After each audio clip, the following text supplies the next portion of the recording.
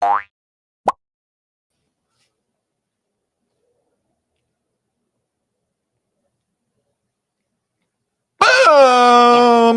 Yeah. Hello, What everybody. he said. Welcome to the January 2024 monthly roundup. Presented to you by FOS. FunCon Summer, California. Today is Monday, February 5th, 2024, 8 o'clock p.m. Eastern Time. We're already more than a month into 2024. Yep. And it's crazy.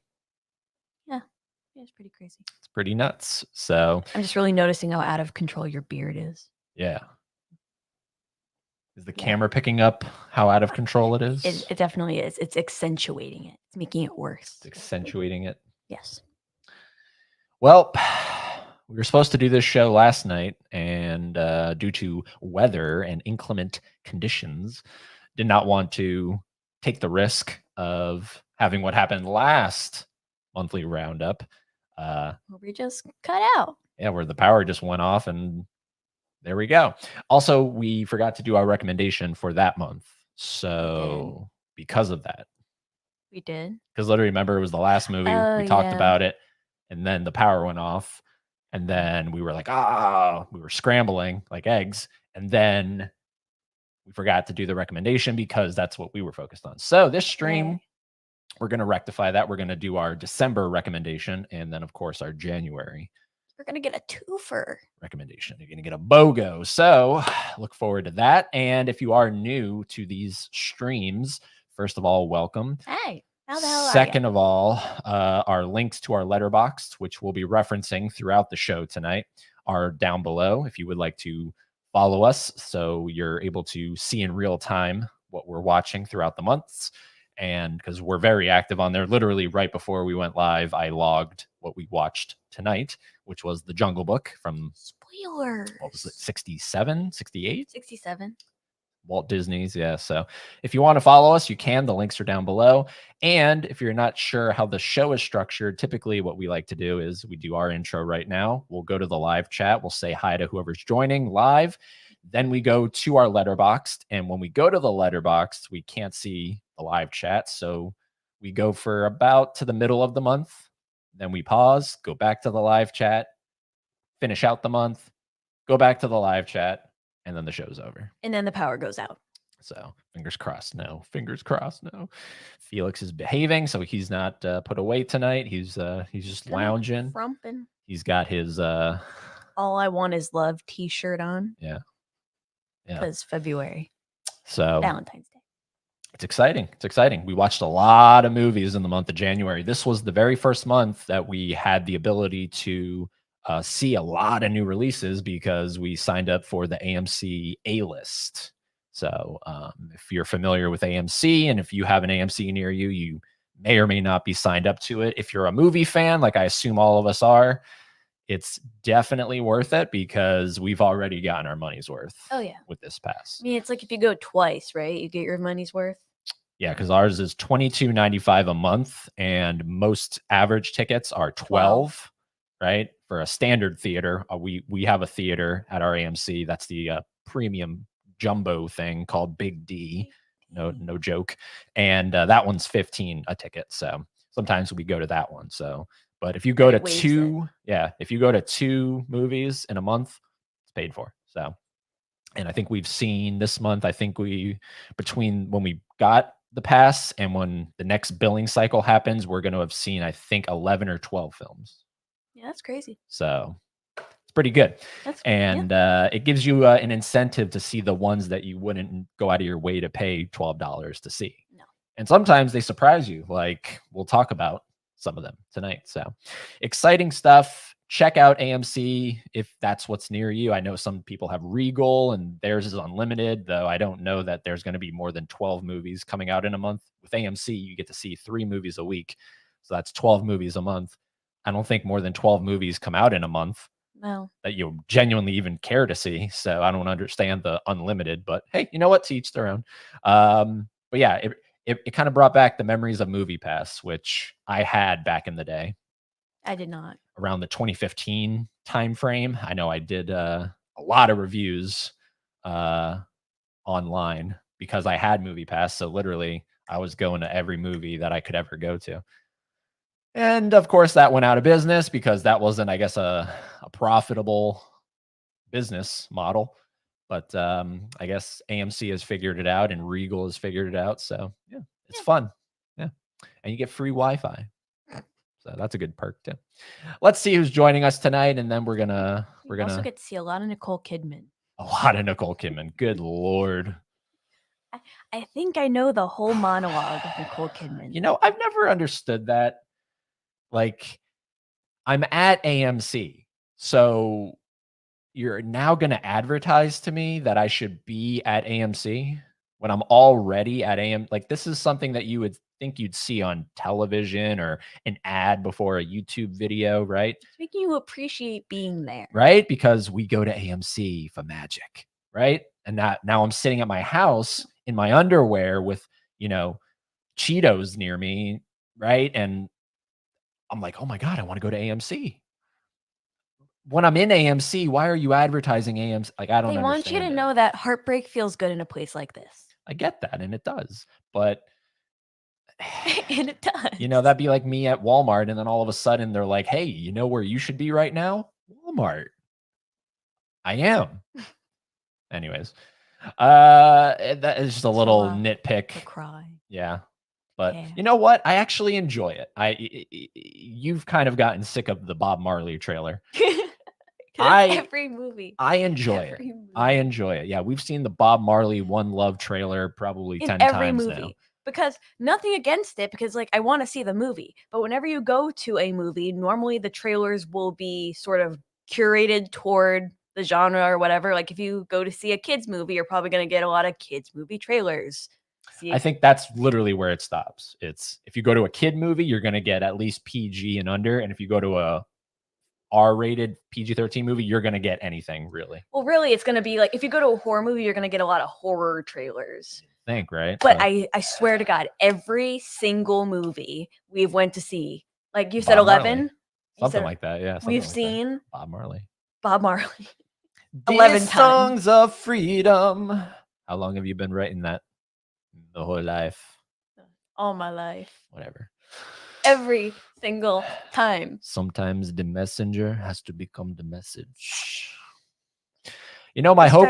You know, my hope with that movie is that it's not just endless amounts of people inspirationally talking, because that's not how people talk.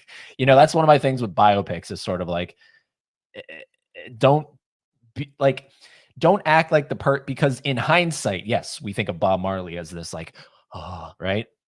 In the moment, though, there's no way anyone's thinking that, right? So don't be like, and that's what the trailer makes it seem like. Sometimes the messenger has to become the message. Who the hell talks like that? No one talks like that, right? People are just overthinking because we've seen the trailer 11 times. And the thing is, it's always the same trailer. Like normally movies will have maybe 2-3 trailers. Yeah, we saw a different Ghostbusters trailer. Yeah, oh my God, they varied it up a little bit for Frozen Empire. Anyways, we're not even talking about movies we've seen. So, rock music, you're the first one in here. What's going on? Hello. What's Rock saying? How is everybody? We're great. Laren noticed. He texted me. He was like, "Yo, what's going on? Why did the stream move?" I was like, "Dude, nothing gets by you, man. Nothing gets by you. I can't sneak anything past you." Yeah, well, I appreciate the text, man. And we're here tonight, and let's talk movies. That's exactly what we're doing right now. Vince, it's good to see you. Hey, love A-List. A-List is good. I do. Had it for years now. Hate that Nicole Kidman thing. So annoying. They made a Loungefly bag, though, that you wanted. Right? Heartbreak feels good in a place. It literally has that. Heartbreak feels good. That'd be kind of cool to wear that, you know, to every movie we see. But now I feel like it's on eBay 10 times the price, right? I don't know. One of our great moderators, as well as Laren, Nadia. What's up? Long time no talk. I was sick of seeing the Argyle trailer in theaters. Glad that's over. Well, CG cat. We did see Argyle last night, so of course we'll talk about Argyle next month. But yeah, we did see Argyle last night, and We'll talk about it. Yeah. We'll get there. We'll get there. But yes, Nadia, it's good to see you. Last time I think we saw you was when we had Real Watchers on. You made a cameo appearance in the stream. So it's good to see you. And it's good to see your channel is still flourishing. You've made a lot of things private. I don't know if you saw that or not.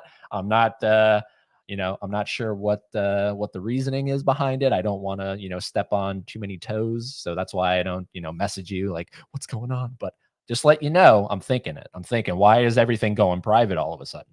So I'm not Laren. You could sneak a lot of things by me. yeah. And I go, huh? Nadia can't sneak any. Well, no, she puts it on her Instagram and I see it.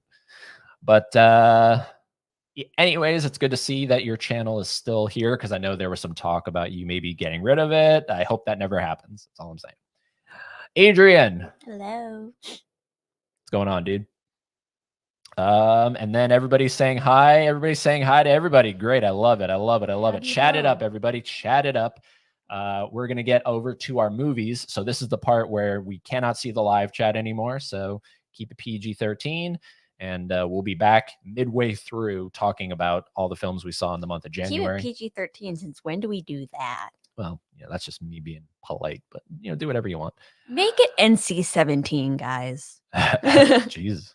All right. So let us. Oh, before I forget, let me pull us back here.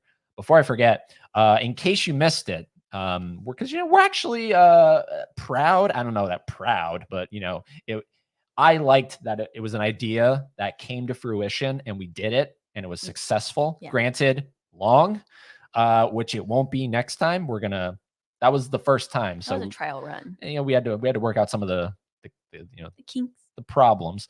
But if you missed it, go check out after this show, of course, go check out our very first episode because it will be coming back. Rotten Tomatoes, the card game live. It is on our channel. It's the last stream we did. And we had 3 of our friends who have been on the channel previously. Mikey, the fan favorite, Mikey. Phil, filled up on eggnog. Filthy Bananas. And J Flo, aka Mouse Tracks. They competed against each other, battled it out for most knowledgeable movie fan. And the winner of that, which we won't tell you because you have to go watch it and see for yourself. And chat room, don't you dare spoil it. They will be coming to, retain their title. So yeah, whoever won that episode, the winner of that episode will be coming back for episode 2. And then it's going to be 2 new players going up against the winner from that previous episode. And and we're going to obviously work out the kinks. So it's not going to be a 3-hour show like it was the first time. But we did have fun. But it was fun because they're, my friends in real life. They're not people we met on YouTube that became friends. That's awesome when that happens. Nadia, Kevin, Laren. But I actually know all 3 of those guys in real life. And that's how I met them. So, it was just a fun time, a lot of laughs. I shared one on my Instagram, like probably the funniest part of the whole stream, but a lot of good laughs, a lot of movie talk, a lot of it's just a fun game, Rotten Tomatoes to play. So it will be coming back. I don't know if it'll be this month. We're going to try to let, some time go by. Maybe it'll be in first week of March. So look forward to episode 2. We're doing tryouts. Look forward to episode 2. I already have the 2 players in my mind. Yeah, we're not doing tryouts. The 2 players in my mind. So sorry, no tryouts right now. I already have the 2 players up here.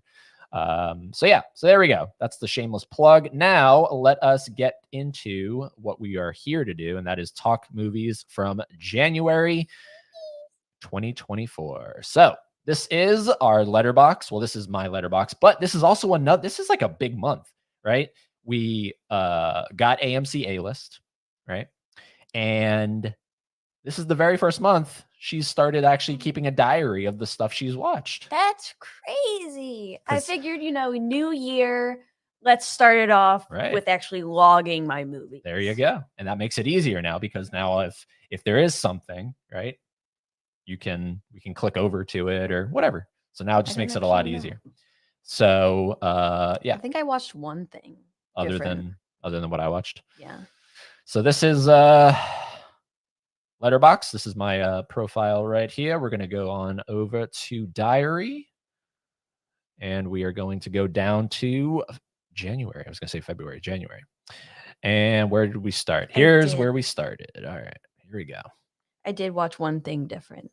You watched one thing different? I believe. All right. And do you know the date? The 12th. All right. So when we get to the 12th, that's when we'll talk about it. So to kick things off, we I think this was your idea. Yes, Right. because it was New Year's. It's a New Year's Eve kind of has New Year's in there. This is When Harry Met Sally from 1989. And it is, of course, a rom-com classic. I think a lot of people, modern day rom-coms, can take inspiration from this movie. Oh yeah. Well, I remember this one and a few others stuck out to me because when we were on Huck's Trivia, this was an answer to a question, and it just made me realize that we have not seen a lot of like the classic rom-coms. And so I was like, you know what? Which is not I could watch if we were doing like what we did in October, all horror. If we did February, all like romance, I would be down. You would I'd not kill be down. myself. Yeah, it's sort of like Christmas, right? Yeah. So, but I'm always down for like a good either just romantic movie or a rom com. I'm a sucker for those things. I'm like the Jonas Brothers. I can take a little dabble. Like if you sprinkle one in, I'll go Every now and then. Yeah, I go okay, sure. But if we were to watch like 5 in a row, I'd put a bullet in my brain. Yeah. It's just too squeaky clean. Now, the interesting thing about this movie is it is good, don't get me wrong, but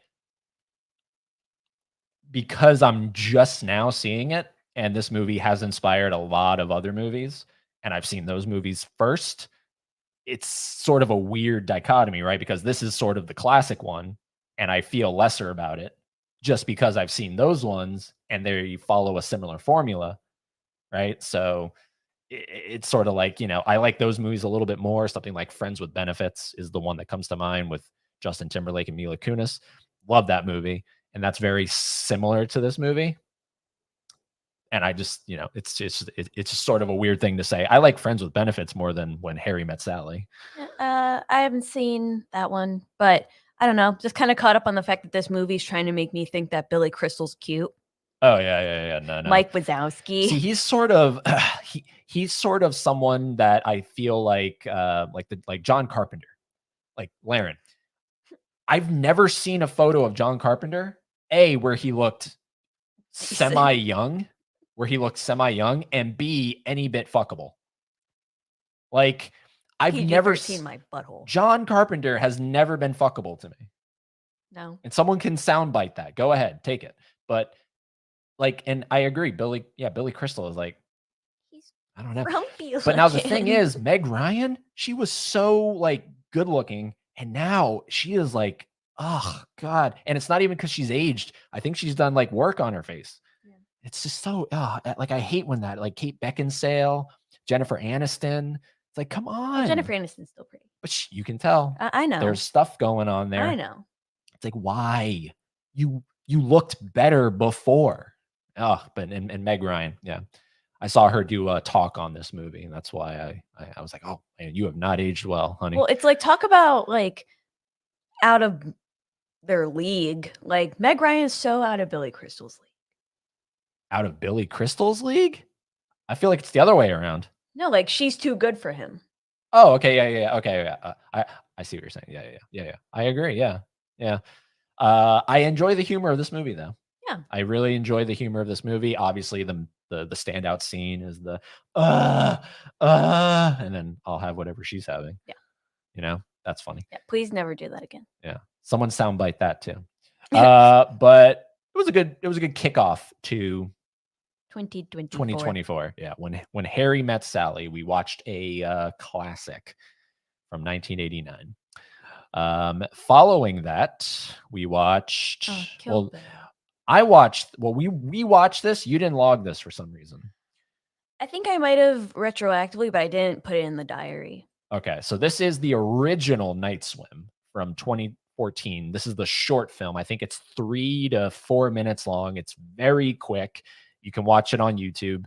And it is just like direct, no fat whatsoever. It is unnerving as all hell. It should have stayed this. And by the way, afterwards, I added it to my favorite horror list, like immediately. I was just like, that was the short? The short. Okay. Yeah. The short. About the movie. The short. And the movie too. which we'll get to. But the short is, it's so perfectly well done that it's, well, we'll talk about it when we get to the Caught up on the you feature length. putting the feature length movie in your favorite horror list, but But how did you feel about the short? I forgot it. Okay. You forgot what happens? I just like I cannot in my brain remember the short. I remember the movie. Okay. Forgot entirely the short. Well, you weren't a fan of the movie, so the short is what you're a fan of because it's quick. It's just there's some creepy shit going on, and yeah, I forgot it. it's creepy. She's swimming alone in her pool. She goes underwater. She hears some shit. It comes up. It's all out of focus. It's great. It's very creepy. People standing around. I bet it is, if I remembered. Yeah. Anyways, I thought it was really good, and yeah, it got turned into what? a full length. Oh. Now, why is the Terminator on here? Did we watch the Terminator? No. Okay, I see. So this is because sometimes I add reviews. Oh. So I was adding reviews. Okay, so when did we? I don't like that it does that because this should be my diary, not my reviews. That's why we should go to my list. Yeah. Oh, Christ. No. I only did this once. I added just a few reviews. Okay, here we go. Right? Yeah. Okay. Next up, this was my choice. We watched The Punisher because I have a stack of movies in our bedroom that I own that we have not seen. What's so funny? I just look down and I just see crap. Absolute crap. Well, it's like this review may contain spoilers. Crap. Absolute crap. So this was one that I was like, hey, do you want to watch this? Because I want to. That's a resolution of mine this year is to not keep buying blind buys and adding them to the pile. I want to dwindle down the pile. So this was in the pile.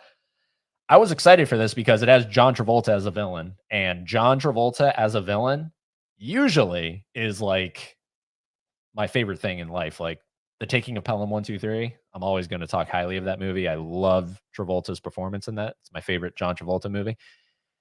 I was hoping for something similar here. Just him over the top. Like anytime John Travolta is over the top, it's good. Unfortunately, he's not over the top in this movie. He is pretty grounded.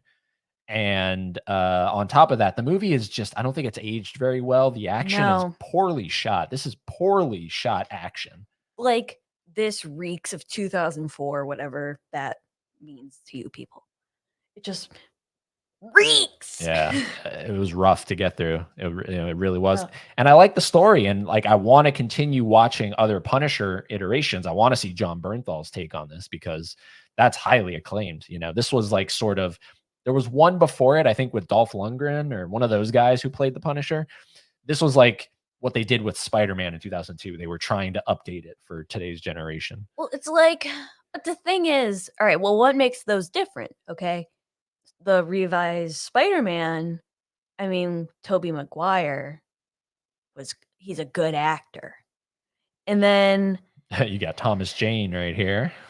Well, it's like, all right, this is more akin to like The Crow. Why did The Crow work? Because Brandon Lee just wasn't a guy.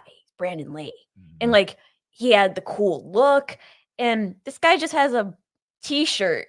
Like, he's just a guy. It just bothers me so bad that he's just a guy. He's just a guy that needs therapy. That's it. That's all he is. And he just has a stupid t-shirt on.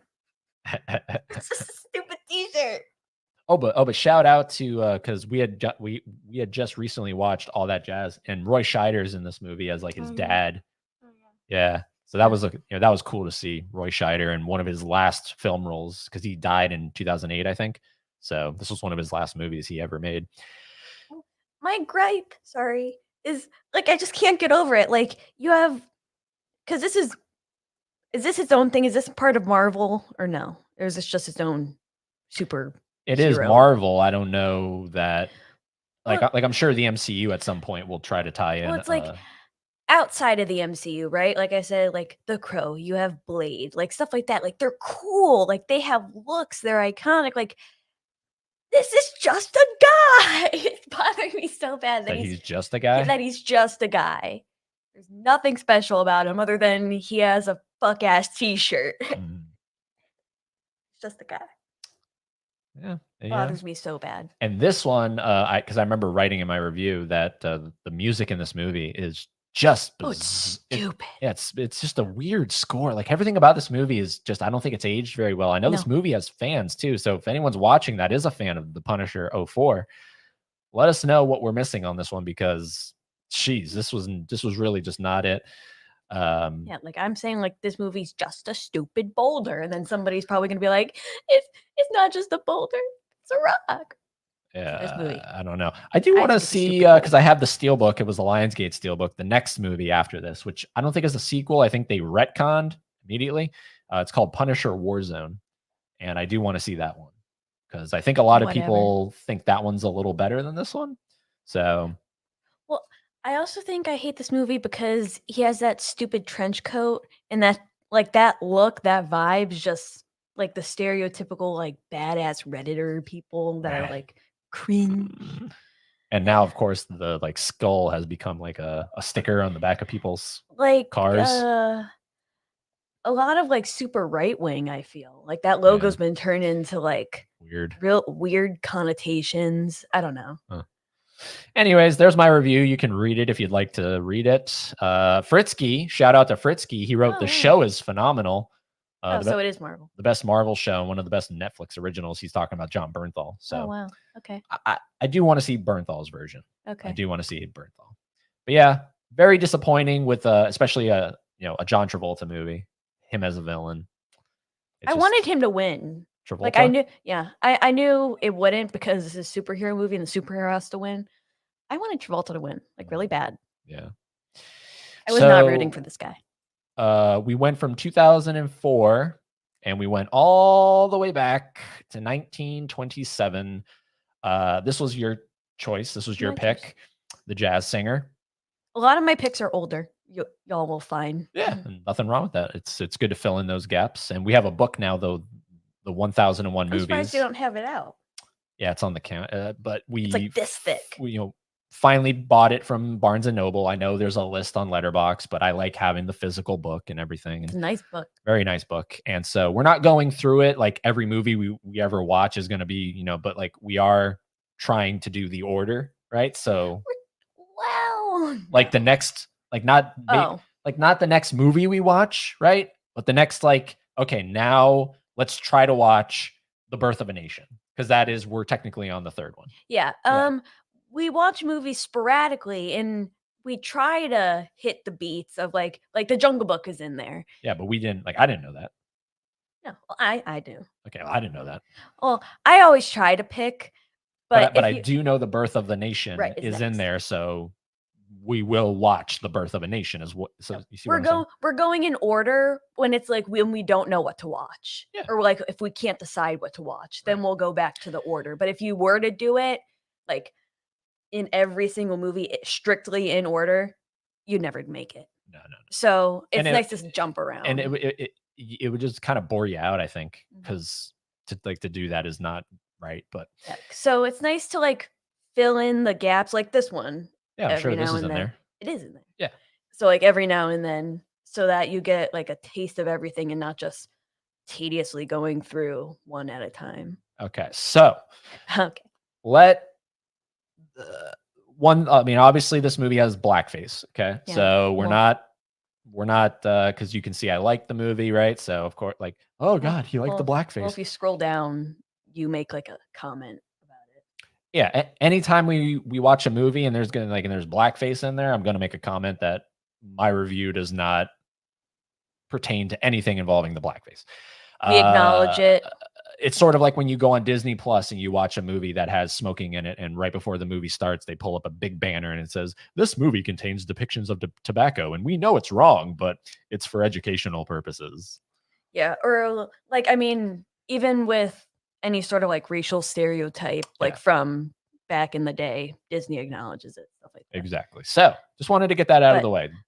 it's like we're not condoning it. It's just we're acknowledging that that's how history was, and we have to take it Yeah, as you have such. to, yeah, just Like, accept that it's 1927 and not and watch 2024. the fucking movie.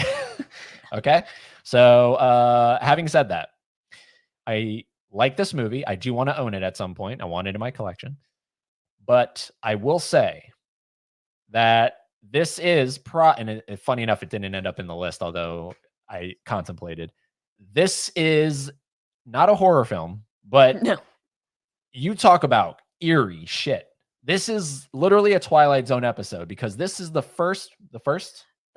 the first movie that introduced talking, right? Am I Mhm, right on that? mhm. Are we right on So that? it's not a full talkie, quote unquote. Yep. That didn't happen until I want to say either 29 or 30, one of those. But that's why it's creepy because the movie's silent, right? For the majority of it. And then interspersed throughout the film, all of a sudden, the characters that you've been watching, like Al Jolson right here, that's been doing this, you hear nothing, and then the words come up on the screen.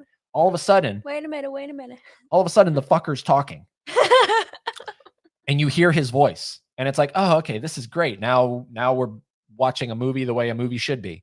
And then the song's over, and it goes back to being silent.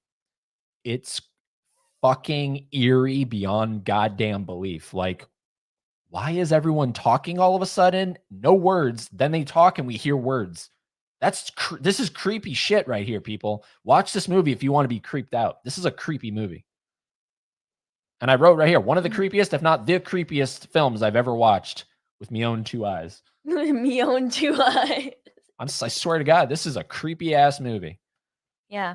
And I know that there's a large debate of people saying, and I mean, it's a lot of because of the blackface, like that it's not a particularly like extravagant movie by any means. And the only reason why people still talk about it is because it was the first.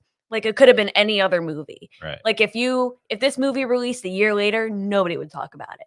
It's purely for its historical purpose that Mhm. people still do. But even so, regardless, because we live in a timeline where this was the first, that's pretty huge. To think that we haven't even had sound in like verbal, like matched speech to picture, it hasn't even been 100 years. Mhm. That's crazy to me. Yeah. So the fact that this movie made history, essentially, like that's big. Other than my comment on this is like one of the creepiest movies I've ever seen. The story is actually I enjoy the story. It's this guy that is raised in a very kind of religious family, and he does not want to do that. He has no part in that, and then so he goes off and he wants to be a jazz singer, which does not fit into their beliefs or whatever. And then the conflicts and everything. And like I like stuff like that. That works for me.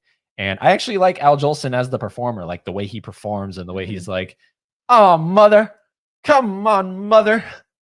I like the way he like talks like that and everything. And yeah, it's just, but it's so creepy. I swear this is like an unintentionally creepy movie Yep. in today's day. I didn't end up liking it only because it was sort of a drag. It's not a long movie, but I just like Well, we also watched it on Tubi, so ads did not help. yeah, that didn't help either. So I would rewatch it, but And I think it's been remade, right? There's like a remake of The Jazz probably Singer. I feel like there's a remake of The probably Jazz Singer. Can someone in the chat room fact check me? Is there a remake? But yeah, Blackface see, not included. blackface not included. So that was a great pick on your part, in my opinion. Then I chose, because I like the juxtaposition of being old, super old, and then kind of really super recent. This was another movie in my collection that I wanted to check out for a long time because I enjoy a doomsday movie beyond belief. Greenland, I'd heard really good things about this movie, and it lived up to the hype.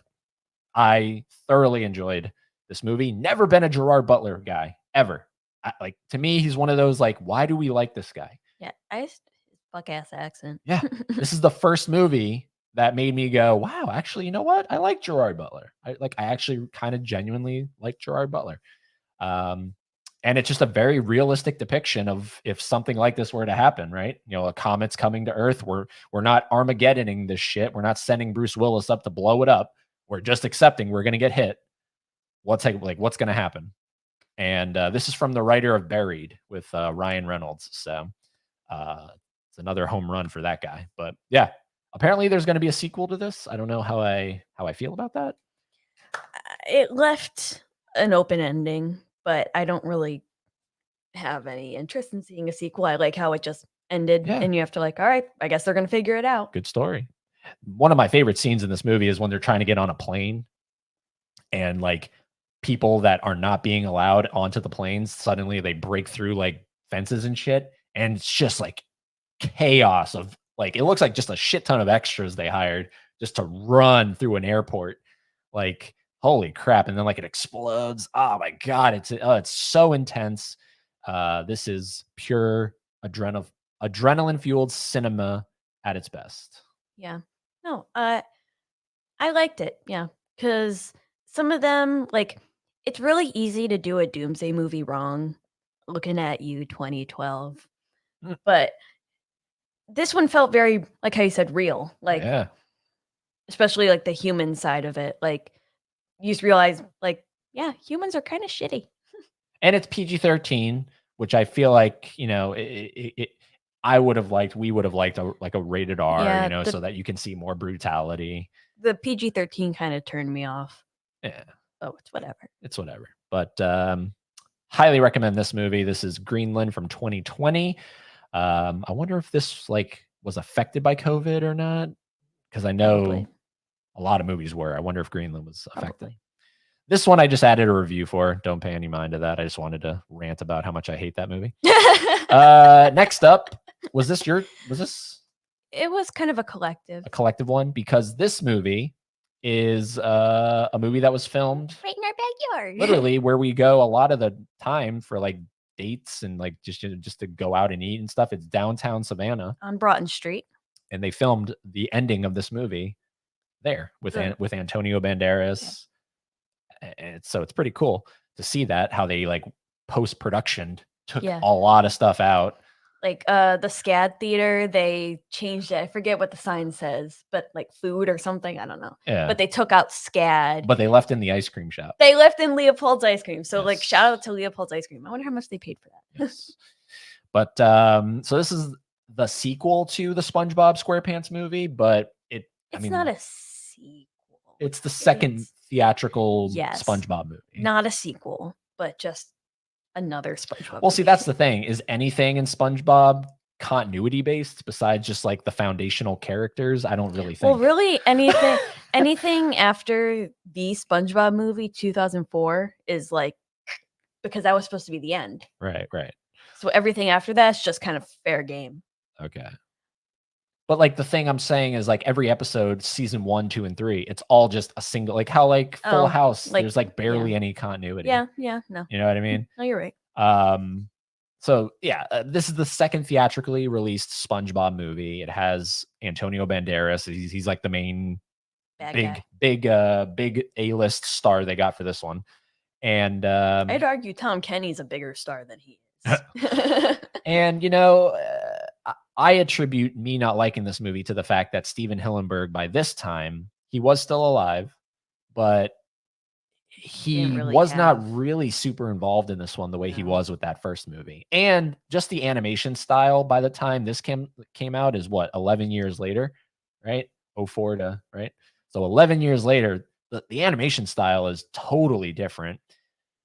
Yes, the voice cast is still as, you know, good as ever, right? Because they just know what to do. But I don't know. And it felt like a similar thing with the story, like Plankton, and it just felt like they were like, hey, let's do the Plankton thing again. And I know a lot of the humor missed, but that's just how I feel about post 2010 SpongeBob. Yeah. Yeah. I mean, I think the 3D animation is actually pretty damn good. You're talking about this, what we're seeing right here on top? I think that was pretty damn good. Like the 2D fell short for me. Okay.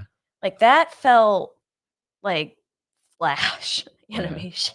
Well, I think I think I'm gonna like this one better because the Sponge on the Run is weird animation, right? That's like bizarre animation. Yeah. Yeah. Yeah, the one with Keanu Reeves' head. Yeah, the it's a little movie. weirder. Yeah.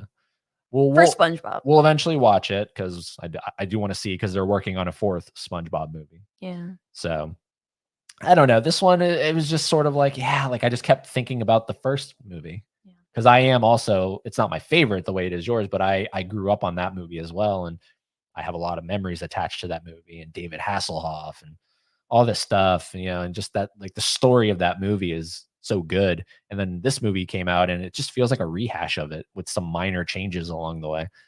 But Yeah. I don't know.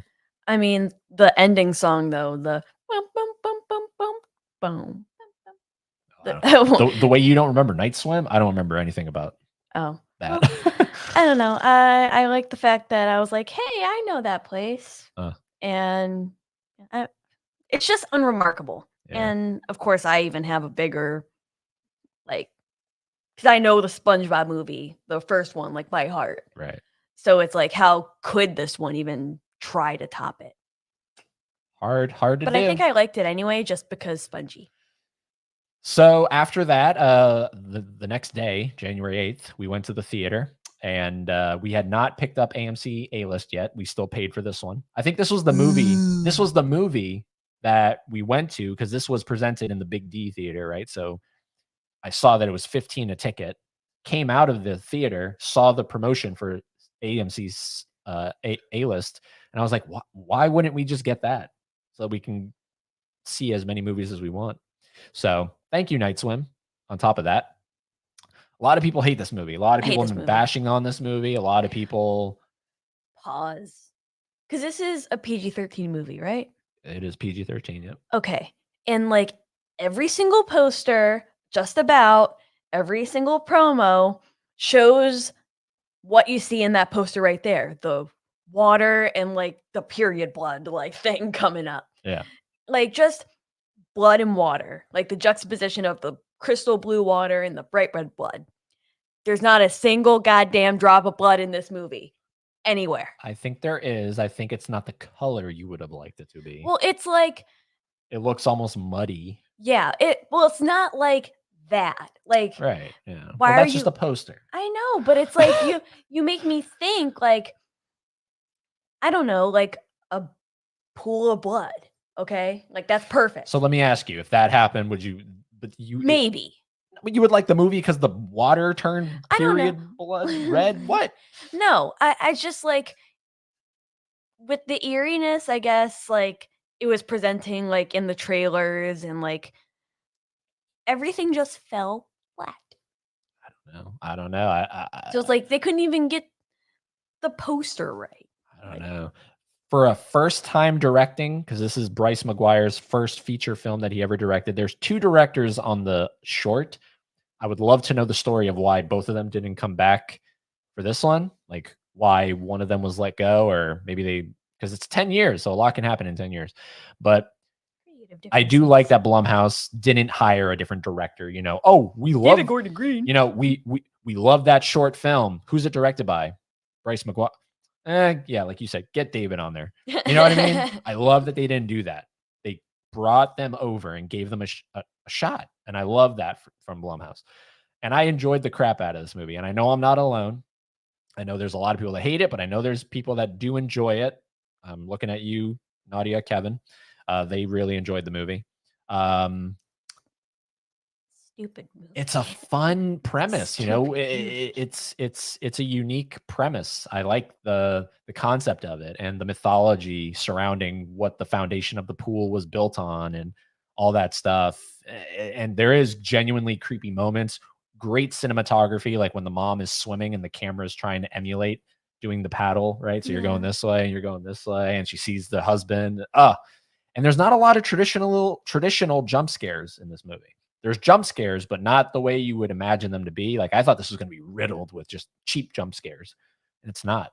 So it literally stole the thing from Get Out, which I'm sure Get Out wasn't the first to do it, but that's immediately what I thought of. Like when stole what thing?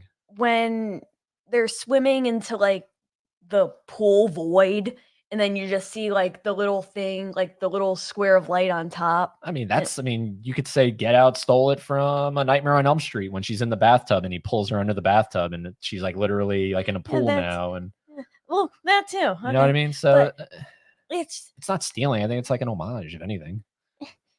and then like the monsters, I guess, in the pool void, just I don't know. it, like ugly as hell. Oh, you want them to be attractive? No, I mean they just looked like I got them from Spirit Halloween. Well, this is a Blumhouse. They keep it.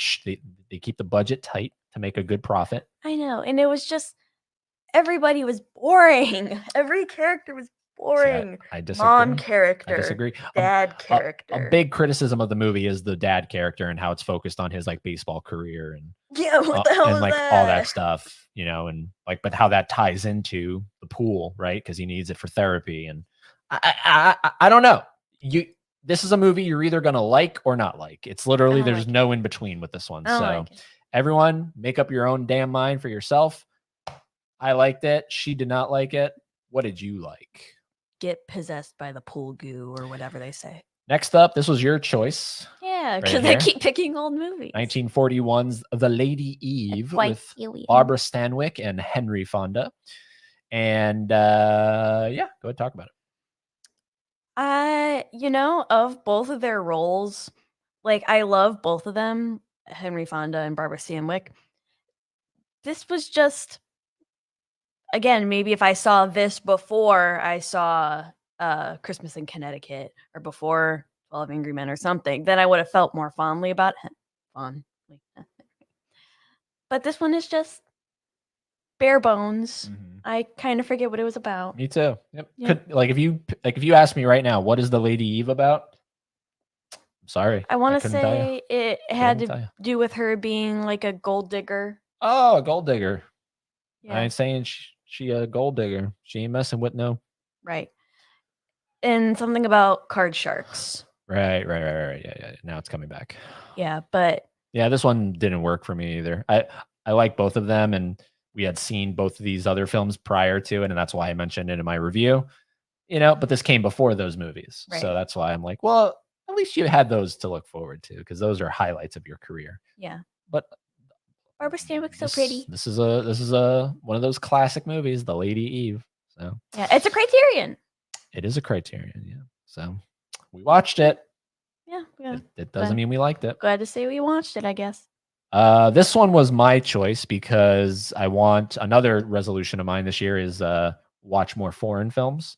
And this has been, not that I hold stock in any award shows, but this was submitted and has been accepted as one of the features up for Best International Feature at the Oscars this year. So this is from J.A. Bayona, I think is how you say his name. He did The Impossible, and he directed Jurassic World Fallen Kingdom. And he came back with this one. And this is based on a true story. This is technically the second film adaptation of this story. There was a movie in the 90s, I think, that was about this as well. But it's literally just as bare bones as a survival movie as can get.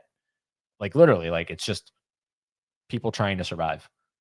Well, this one did a lot of things, I think, different. Like it focused on like the humanization of these people, like because it was such like a big group in this plane, like the whole rugby team, right. Like something that made it feel more like less like a movie and more of a documentation is whenever somebody did pass away, it would bring up their name and how old they were when they died. And it's like, yeah, these were all real people. And it also did something interesting with the narrator, like this guy that you're seeing right here, but I won't say anything. Yeah. It could have still pretty new. It's on Netflix. It's a Netflix movie. I really enjoyed this movie. Yeah, it was fun. Well, fun in the way of like, wow, like, you know, filmmaking like this is always fun to watch because I'm always thinking, how did they do that? Like, how'd they film this? What was the filming like? Where were they? You know? But of course, obviously the subject matter and everything, like I wrote here, I mean, it's a very cold movie, very cold. So make sure you got your heater on or you got a blanket on or something. Yeah, no, it was very grim, Yeah. Yep. but Yeah. powerful. I would say, because I can't think of like this is the one that I'm gonna like. If anyone ever asks, what's the most realistic plane crash you've ever? This is like an insane plane crash. Oh yeah. The way it's shown, like the plane hits the side of the mountain because that's how it crashed. They were trying to come up because they saw the mountains. They were trying to come up and it like caught the tail end or something of it and it went down. The moment it like hits ground or something, like there's like a stop, or like they hit something. The way it's filmed, like all the seats in the plane go forward because that's I guess what would realistically happen. All the plane, like all the seats go forward, and everyone like you see everyone's like knees and stuff go into each other, break, and oh god, it's like that's wicked. That's a wicked scene, that plane crash. Yeah, this is rated R, Yeah. and it's definitely not an easy watch, but for historical purposes, I guess, because I mean, it's obviously not as bad as the real incident. Like, there's a lot of details that were sort of, left to the imagination. Yeah, like cannibalism is a big part of this, and nothing's really shown. Nothing's It's all shown. implied. Well, it's also like, I guess, more specific details that like you would only get from like reading about it. Right. It it's just yeah. I say watch the movie. Give it a shot. Yeah. Give it a Especially now it's up for best international feature. So Yeah. not really enjoyed that one, but I did enjoy my time watching that one. We kept the trend going with foreign films, and we watched Howl's Moving Castle from Studio Ghibli. Oh, I just noticed it jumped from because I guess there was January 12th. What did you watch? I watched A Hard Day's Night. Oh, the Beatles movie. Beatles The movie. Beatles. The That's also Criterion. yes, Criterion. What do you think? Love the movie. I love the movie. I thought it was hysterical. I mean, I also just love old British humor, like the dryness of it. But you also have my boys. The Beats. The Beats. It was great. I mean, I love like them. They're playing themselves. I was gonna say, are they playing the Beatles? That's the whole thing. Yeah, they're playing themselves. Okay. It's just great, and they're trying to get on whatever that show is. I can't remember. I would like to see it, and because I know you watched it because you thought it wouldn't appeal to me. But like I say, I'll watch any movie once. Yeah, but you're not a Beatles fan. But it might have made me a Beatles fan. You never know. Yeah, and I mean, obviously the music's great because it's Beatles. So yeah, cool. I've been wanting to watch it for a long time. Now I'm gonna sneeze.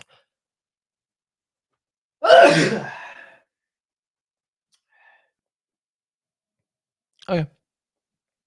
Howl's Moving Castle. Howl's Moving Castle. Howl's Mojo Dojo Casa That's House. Howl's Mojo Dojo Casa House. Also, you'll notice if you follow me on Letterboxd, if I watch a foreign film, I make sure the poster is the foreign, like the way it was. You know what I mean? I don't get the English. I actually really like that poster as opposed to the American one. Yeah, yeah. I like how it looks like hand painted. Right, right. Turn up it. But we did watch the English dub on this one. Yeah, because Christian Bale plays Howl. Everybody knows that I'm so like anti-dub, but if you would just have to say crit, and I'm like, okay, where? Yeah, this is a fun one. I'm still a little partial to Kiki's Delivery Service. There's I don't know, just something maybe just very kind of light and fluffy about that movie that I enjoyed. But this one is actually very very good. I did enjoy this one. I found out that my favorite Pixar director, the guy who's directed the Pixars that I love, Pete Docter, he is the director for the English cast of this movie. It's the only Studio Ghibli movie he's worked on. So he directed Christian Bale and Billy Crystal. So that's cool. Which is also funny that we watched two Billy Crystals. It's just weird that it happened twice. Right. If you had a nickel for every Billy Crystal movie you watched, I'd have 2 nickels, which isn't a lot. It's weird that it happened twice. But what's interesting about Letterboxd is this is not in Pete Docter's like directing credits, which is weird because you would think it would be, because even though he's not directing the movie, he directed the voice cast. Well, it's also like on Letterboxd how you won't find the English dub cast listed.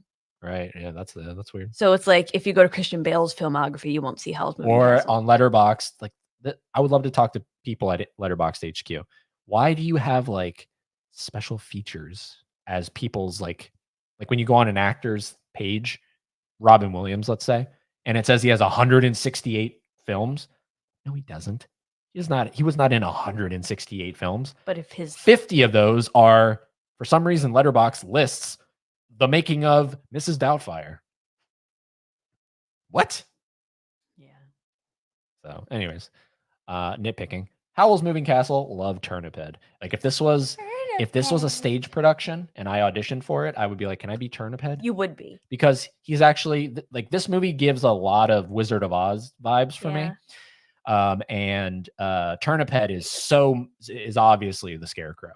And I played the Scarecrow in my high school show. So there's a connection there. Maybe that's why. And I just like the way he bounces. He does. He's so good. He's just there. Yeah. He's there to help. But what do you think? This is more up your alley than it is mine. I haven't stopped thinking about it. Is it your favorite now? Studio No, Ghibli? It's still no. Spirited Away? Yeah, it's still Spirited Away. Yeah, it's hard for me to rank Studio Ghibli movies because like I love them all. So it's like to put them on a hierarchy is very strange. Is it Ghibli or Ghibli? It would be Ghibli. I've heard people say Studio Ghibli. And I think that's wrong. So if you say Ghibli, just know you're wrong. It's better than Ghibli. Ghibli. So. But yeah, I loved especially Billy Crystal's character. Like he's cool. Yeah. Guy. He's sort of the original Elemental. Calcifer. Yeah, before Elemental was Elemental and they had the fire guy, Wade, whatever his name is. Gross. Also, a baby Josh Hutcherson voices. Yes, he does. In the dub. He's many a years before he guarded he spent 5 nights at Freddy's. He was in this. He was a baby. I know, everybody was so baby. This was actually even before he went to Terabithia, I think. Wow. I think that's 2005, Bridge to Terabithia. Feels right. Yeah. So. I don't know. I love it. Yeah. And I want to see more Studio Ghiblis. So. Yeah. I'm thinking our next one should be Totoro. What'd you call me? Totoro. Well, we're going to be watching Paprika pretty soon. Paprika. That's not Ghibli, but whatever. So now this is the first movie that we used our AMC A-list for. And then after this movie, we're going to go over to the live chat. This was the first movie we used our AMC A-list membership for. Our AMC was showing The Iron Claw. Heard nothing but great things about this movie. How it was like, oh my God, you'll never see Zac Efron the same way ever again. It's his best performance. And I'm thinking, look, I'm a Zac Efron fan. Day one. Has he ever really given a really, truly amazing, stellar performance? So to say it's his best performance ever is not saying much. But I agree. This is, I'm a little more fond of his earlier work, HSM3, Hairspray, 17 again. But for a modern Zac Efron performance, yes, this is probably one that will, when he passes away, it'll be actor from The Iron Claw. You know, High School Musical, Iron Claw actor dies. Something like that. Because it is sort of one of those roles that, you know what I mean? It's very impactful. It didn't hit the emotional beats that I wanted it to. There's stuff in here without giving anything away because it's fairly new, where because we left the movie, and I love crying in movies. I just want every movie to make me cry. Like I wanted Howl to make me cry. I wanted fucking Night Swim to make, and like when it doesn't, I don't leave the theater going, oh, why didn't Night Swim make me cry? I left the theater going, why didn't the Iron Claw make me cry? Because you don't have you have a brother, but you don't have that. That's what it boiled down to with me. So I'm going to get a little personal here on the channel for a second. This is obviously this is a film. I was going to say show. This is a film about brothers and the relationships and the hardships that they go through. And two things. One, I only have one brother. And two, I've never been close to any of my siblings. Like I'm just not close to my siblings. I love them because they're family and that's the way that works. But I'm not close to my siblings. And this is a sibling film. This is a very much a family sibling film. And that just doesn't work for me in my life, right? So when you watch a movie and you cry, you're probably crying not because of what's on the screen is sad, but because you're relating to it in some way, shape, or form. It's bringing back a memory, or you understand that because you have that in your life, right? I don't have this in my life. I don't have that, right? But so the people who were in front of us were bawling. I'm telling you, it was like they were sort of sobbing. It was a whole row of probably what SCAD students, kids, because this probably. is an A24 movie, and they were all just Sobbing. losing their fucking marbles. Yeah, Yeah, and I was just like not crying. And there's a beautiful segment towards the end. Again, no spoilers. There's a beautiful segment towards the end, and that was like also I was surprised that didn't make me cry because I love stuff like that. Soul, defending your life, defending your life didn't make me cry. Ghost, stuff like that, and this didn't make me cry.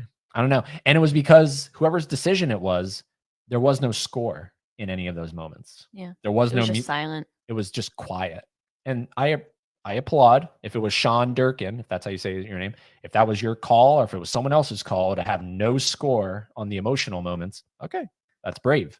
Because we're, as an audience, we're kind of, conditioned to wait for that musical score, right? The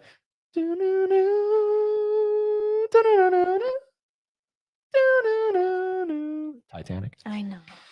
And then you cry. Because music is what makes you cry, really. I mean, it's sad. So this doesn't have that. But having said all of that, great movie, impactful, and I'm not even a wrestling fan. Whenever I see this logo now, all I can see is this one meme where it's Larry David getting Elmo. Somebody's put the iron claw. So he iron clawed Elmo? And then he did nothing to the father. He just swiped at the father. But literally, like somebody put the iron claw logo on top of Larry David getting Elmo. See, the thing is, right? I saw the iron claw, right? This is why I'm not I'll never be a meme maker. I saw the iron claw. I understand what this is, and I understand what that is because that happens a lot in the movie. My brain did not even go there when I saw Larry David do that to Elmo. That's why I can't be a meme maker, because that's what has to happen. You have to see something and you have to instantly be able to go, holy shit, the iron claw. Now let's make a meme out of that.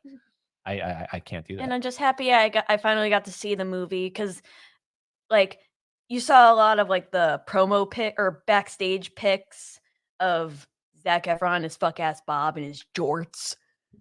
So I'm glad I got to see what movie that's attributed to now. Right. It's this one. People were talking about the one candid shot of John Cena in the fishnets and skirt and heels. You know what one I'm talking about?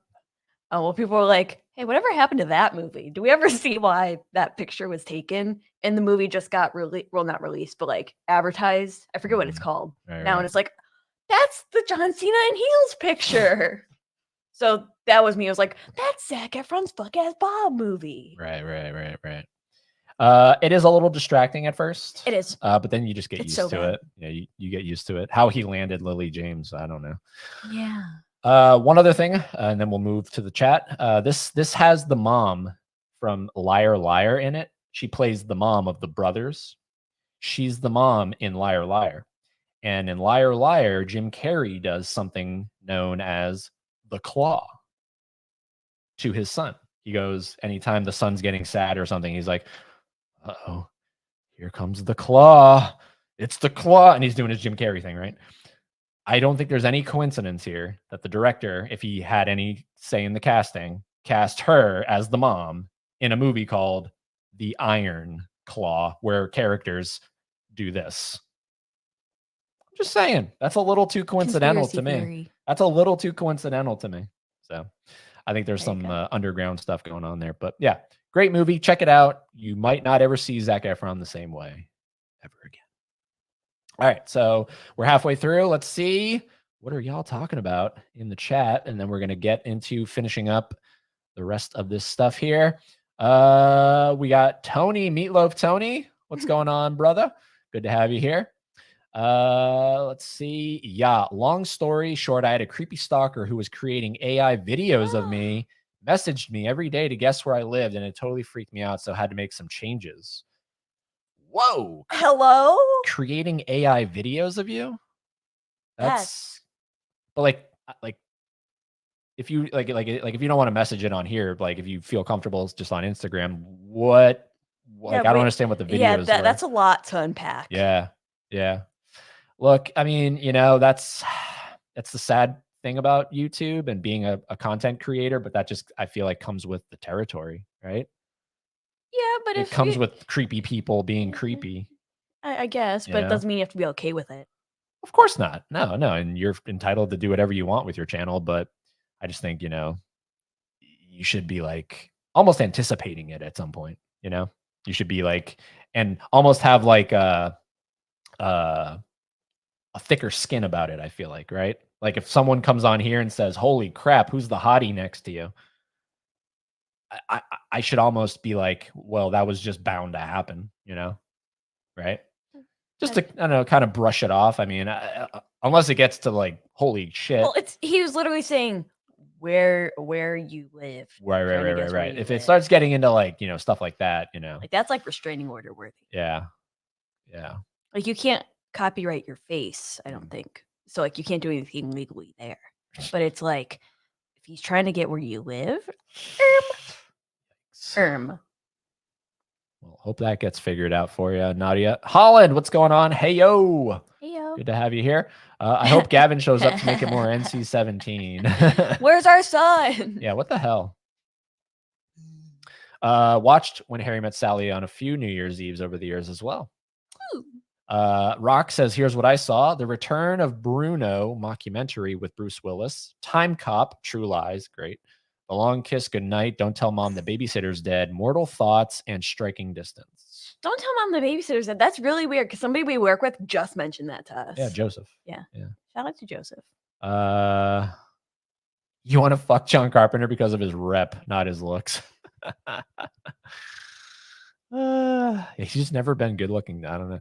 Animated short I saw, Who Killed Who, What's Buzzin', Buzzard, and Screwball Squirrel. What's Buzzard? That sounds very familiar to me.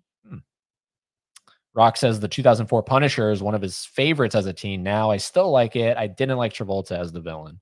Yeah, he was just underutilized. I don't know, like it's John freaking Travolta, Yeah. And the reason for 2004 Punisher was set in Florida and not New York was because John Travolta didn't want to travel out of Florida. Yeah, well, that's the power of the Scientology, baby. The power of the Scientology.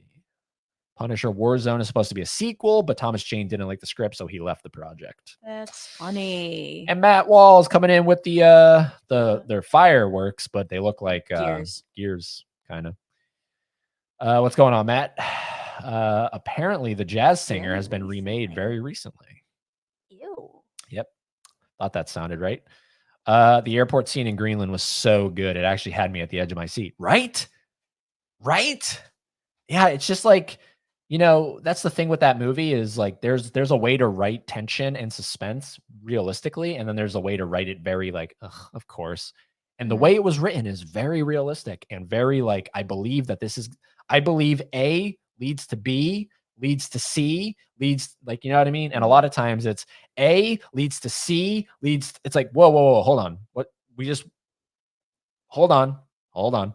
No, what really caught me off guard was the people who were trying to who were giving the wife and son a ride. Right, helping. Yeah, helping. Right. And again, that would happen. That is realistic. What are you looking at? Him? What? He just popped his nose up like, hey guys. Oh, well, he's on the thing, so you might want to.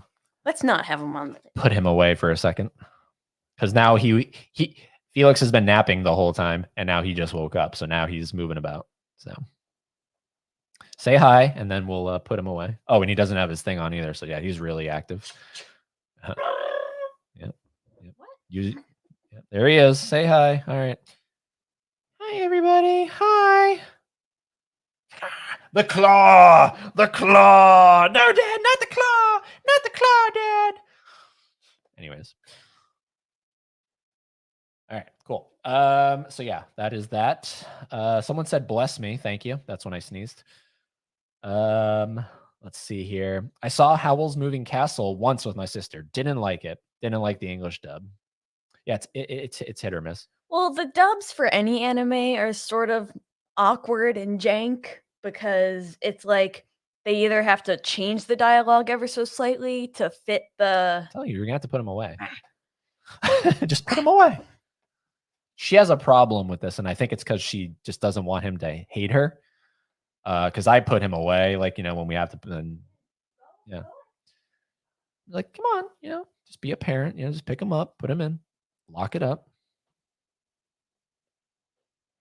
Super easy. Also, Laren said, bless you. I love A Hard Day's Night, says Laren. What? Okay. I don't like that they add making ofs on Letterboxd. Exactly. It's very weird. It's very weird. Haley, you remind me of myself in my early 20s as a film fan. Is that a compliment? Yeah, very ambiguous. Yeah, is that a diss? Very ambiguous. Caveman. What's going on, Caveman? Thank you so much for saying that. Felix. Everybody's saying, well, Laren's saying hi to Felix. No one else is. Yeah. All right, cool. We're caught up. Awesome. Keep chatting among yourselves. We're going back, and then we're going to come back once we are done with our wrap up for January. So from the Iron Claw. Oh, hot takes. Oof. Hot take. Especially because look, there's a quote from my favorite filmmaker of all time, James Cameron. Says this movie is a stunning work of speculative fiction. I hate to disagree, James. You described this so beautifully. Do you remember what you said? No. I'm obviously paraphrasing because I didn't record, so I don't have word for word. But you said something along the lines of this movie, because you understand Japanese, right? We watched this in the Japanese. You really don't even have to focus too much on the words because you can just kind of understand. I have to read and then also try to keep up with what's going on the screen. But even someone who understands Japanese, for the most part, you said this is basically like being dropped into a show that's like 5 episodes in, and you're supposed to like understand what the hell's going on. Yeah. Because I couldn't tell you a damn thing about what the hell happened in this movie. Yeah, it's really weird. Like, I'm totally okay with being thrown into like this massive complex world. Like, I'll reference Argyle, even though it's still really new. Like, that movie like has a lot going on. If there's one thing you know about Argyle, like in the first week that it's come out, is that there's a lot going on. And that's okay. But when you drop somebody in and you just expect them to believe in this world and what's going on, especially when you're in like a cyberpunk dystopian future and there's a lot of technology happening, and you're trying to focus on something that they brushed over 20 minutes ago, but that's actually really important. And you just can't focus on anything else because you're like, I don't know why we're here. What's everybody doing? Like, I feel like there was supposed to be a prequel that I forgot. Was I supposed to read something before this? And I might have, because this is a manga. Like, it was just very odd. And then by the end, it's like, wait a minute. Do I have to watch this again to understand? Like, do I have to watch it in reverse? Right. What's happening? Yeah. Do I care? I do want to see the Scarlett Johansson version, which is not critically acclaimed at all, but I do want to see that movie because I'm a stupid American. So maybe it'll be up my alley. But yeah, I don't know. This movie is this film, manga, whatever the thing is, anime. It's just not for me. I appreciate how ballsy it is and how not realistic, how bloody, and it's very mature for something, a lot of boobs, yeah. And but I'd rather watch something like The Matrix, which is The Matrix was inspired by Ghost in the Shell. And well, it's like I could get with like the technology, just tell me what the hell we're doing. Yeah. Like I don't know. And this is something we talked about this with Garrett and Kevin when they were on for Real Watchers, but like it annoys me because this movie is like my favorite filmmaker of all time, a stunning work of speculative fiction. What did I miss?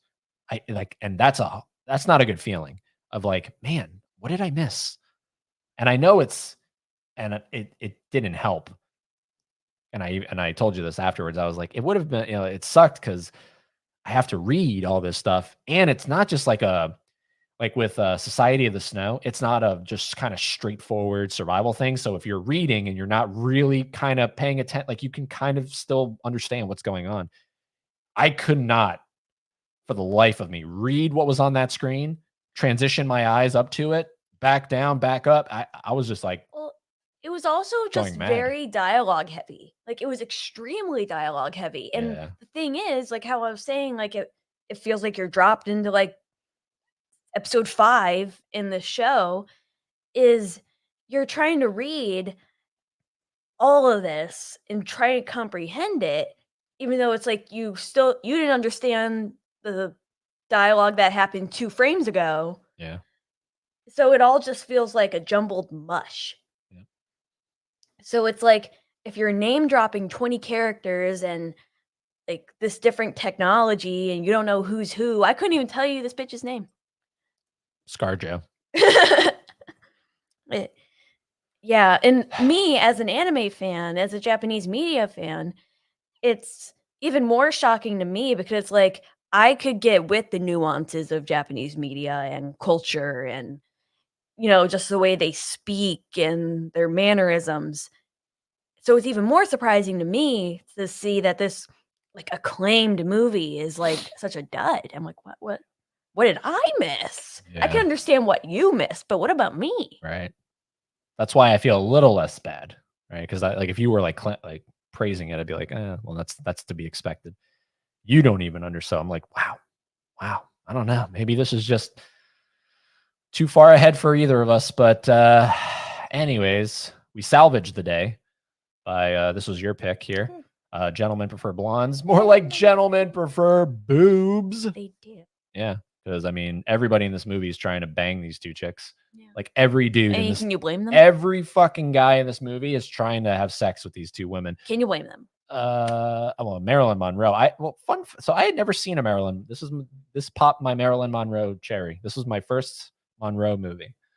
I really thought you wouldn't have liked it because of the way she talks. I thought that would have annoyed you. No, that was funny because it's a comedy. Yeah, it's and because later on in the movie, Jane Russell has to impersonate her, and it's funny how she does it. So yeah, this is yeah. Like I love because I can't remember everything I write. So the horniest 50s film ever. Because it's in the 50s, right? And it's very fucking horny. Yeah. Yeah. Well, this was sort of like the turn of the code, like in this sort of era. So Hays Code is starting to begin no more. Now let's bring out the boobs. Let's bring out the boobs. I really love the scene. And it's like film history knowledge, like factoid, fun fact. People who know. Was in the dancing sequence with Jane Russell, and she's in like where the soccer team's training or something, like in the gym on the boat, okay? And she has her musical number, and as like the very muscular men are all diving into the pool, she's like sitting or standing on the edge. Somebody kicks her in. That was not scripted. She was just supposed to stay there, but instead of, cut, she carried on the scene. Yeah, And kept she's it in. soaked, like sort of like bewildered, but she's like, the show must go on. Yeah. I love stuff like that. I love stuff like that. Yeah. It was just a fun movie. I would love to have this in the collection at some point. So And the music's good. yeah. Well, that's the thing I think I wrote here is that yeah, as for the music, nothing special. Didn't need to be a musical. Shouldn't have been a musical. But it was good. It just didn't need to be one. I just would have preferred a straight film, I just like hearing Marilyn Monroe sing. But I am looking forward to more Marilyn, I will say, and also Jane Russell. So. Yes. So that was your choice. Next up, we went back to the theater. Big D, baby, Big D, and we saw The Beekeeper Or the bee beeper. Talk about a surprise for me. You. For me. Talk about a surprise for me because I didn't have any expectations for this movie. Would not have seen this movie had we not had AMC A-List. And I am so thrilled that we did because this is one of my favorite watches of the month is The Beekeeper. Yep. Needed more bees. Yep. Because first of all, let's just talk about how cool the poster is. I mean, whoever created that poster is. But that's like more bees than there are in the movie. And now, see, this would be like going back to Night Swim. You're upset that he didn't transform into bees. Oh, I'm upset that there weren't more bees. Like, I 'Cause it's like a understand. metaphor, you know? Yeah, I understand. But it's like, okay, if you're gonna have him as a beekeeper, let me see the bees. Oh, you saw the bees when they shot them all up and they But all. not like Nick Cage, not the bees, not the bees. Okay. I This want is that. 100% Jason Statham's John Wick. So that's just okay. Accept that. Okay. But it is just a blast of a movie that nearly instantly hooks you from the moment that the phishing PHISH phishing scam happens with the elderly woman, and I was on board from that point on. I want to see more of this world, right? So we have the John Wick universe. I want to see the Beekeeper universe. Also, another Josh Hutcherson. Yes, which Odd. odd, right? Because then you're watching the movie and you're like, Jason Statham, Josh Hutcherson. Where is any stakes in that? And it's not about them. It's more about how he tries to, who he has to go through to get to Josh Hutcherson. Well, I also didn't like this movie because Josh Hutcherson was such a dickhole. Oh no, he's acting. I know, but it's like, Oh I no. like Josh Hutcherson. Oh no, he can never be a dickhole. I just didn't like get off your fucking hoverboard. Wow, I loved it. No, I don't know. I just kind of wanted to like trip him down some stairs. Yeah, we all did. We wanted Jason Statham I know, to. but And man, oh man, a action sequence at the end that, remember I said something about the Iron Claw getting rid of the score did not help it there. It helped that scene immensely. There's a scene where Jason Statham is fighting a super like insane dude that's just insane. Are you talking about the mirror? Yes. And all of a sudden, the moment they start fighting and it's just like insane fist to fist stuff, the score goes away. And all it is just sound. It's just sound. Ugh, it's so intense. So good. So good. I like David Ayer. He did End of Watch, really good movie. Suicide Squad, Fury, stuff like that. This is I think this might be my favorite. I have to rewatch End of Watch, but this might be my favorite David Ayer movie. It's really good. It's really good. And it made me a Statham fan. I was never a Statham fan before this. I'd rather Keanu Reeves. I don't know. It just didn't. Well, I would love it at some point. Well, I don't know now, but if they're gonna somehow resurrect John Wick, because they probably want to, if at some point they could collide worlds, that'd be kind of neat. Or they could just pull a Saw X and have a movie in between. Yeah. Oh, we also That got sounds like Ballerina. What that's gonna be like. we have a Saw 11 release date now. And the same director. Yep. Yep. He was announced. Yeah. So there's that. But let's freaking go, guys. Because that's the thing is like I don't know like that. Jason Statham he's a martial arts dude, and I know Keanu is too, but Keanu feels more,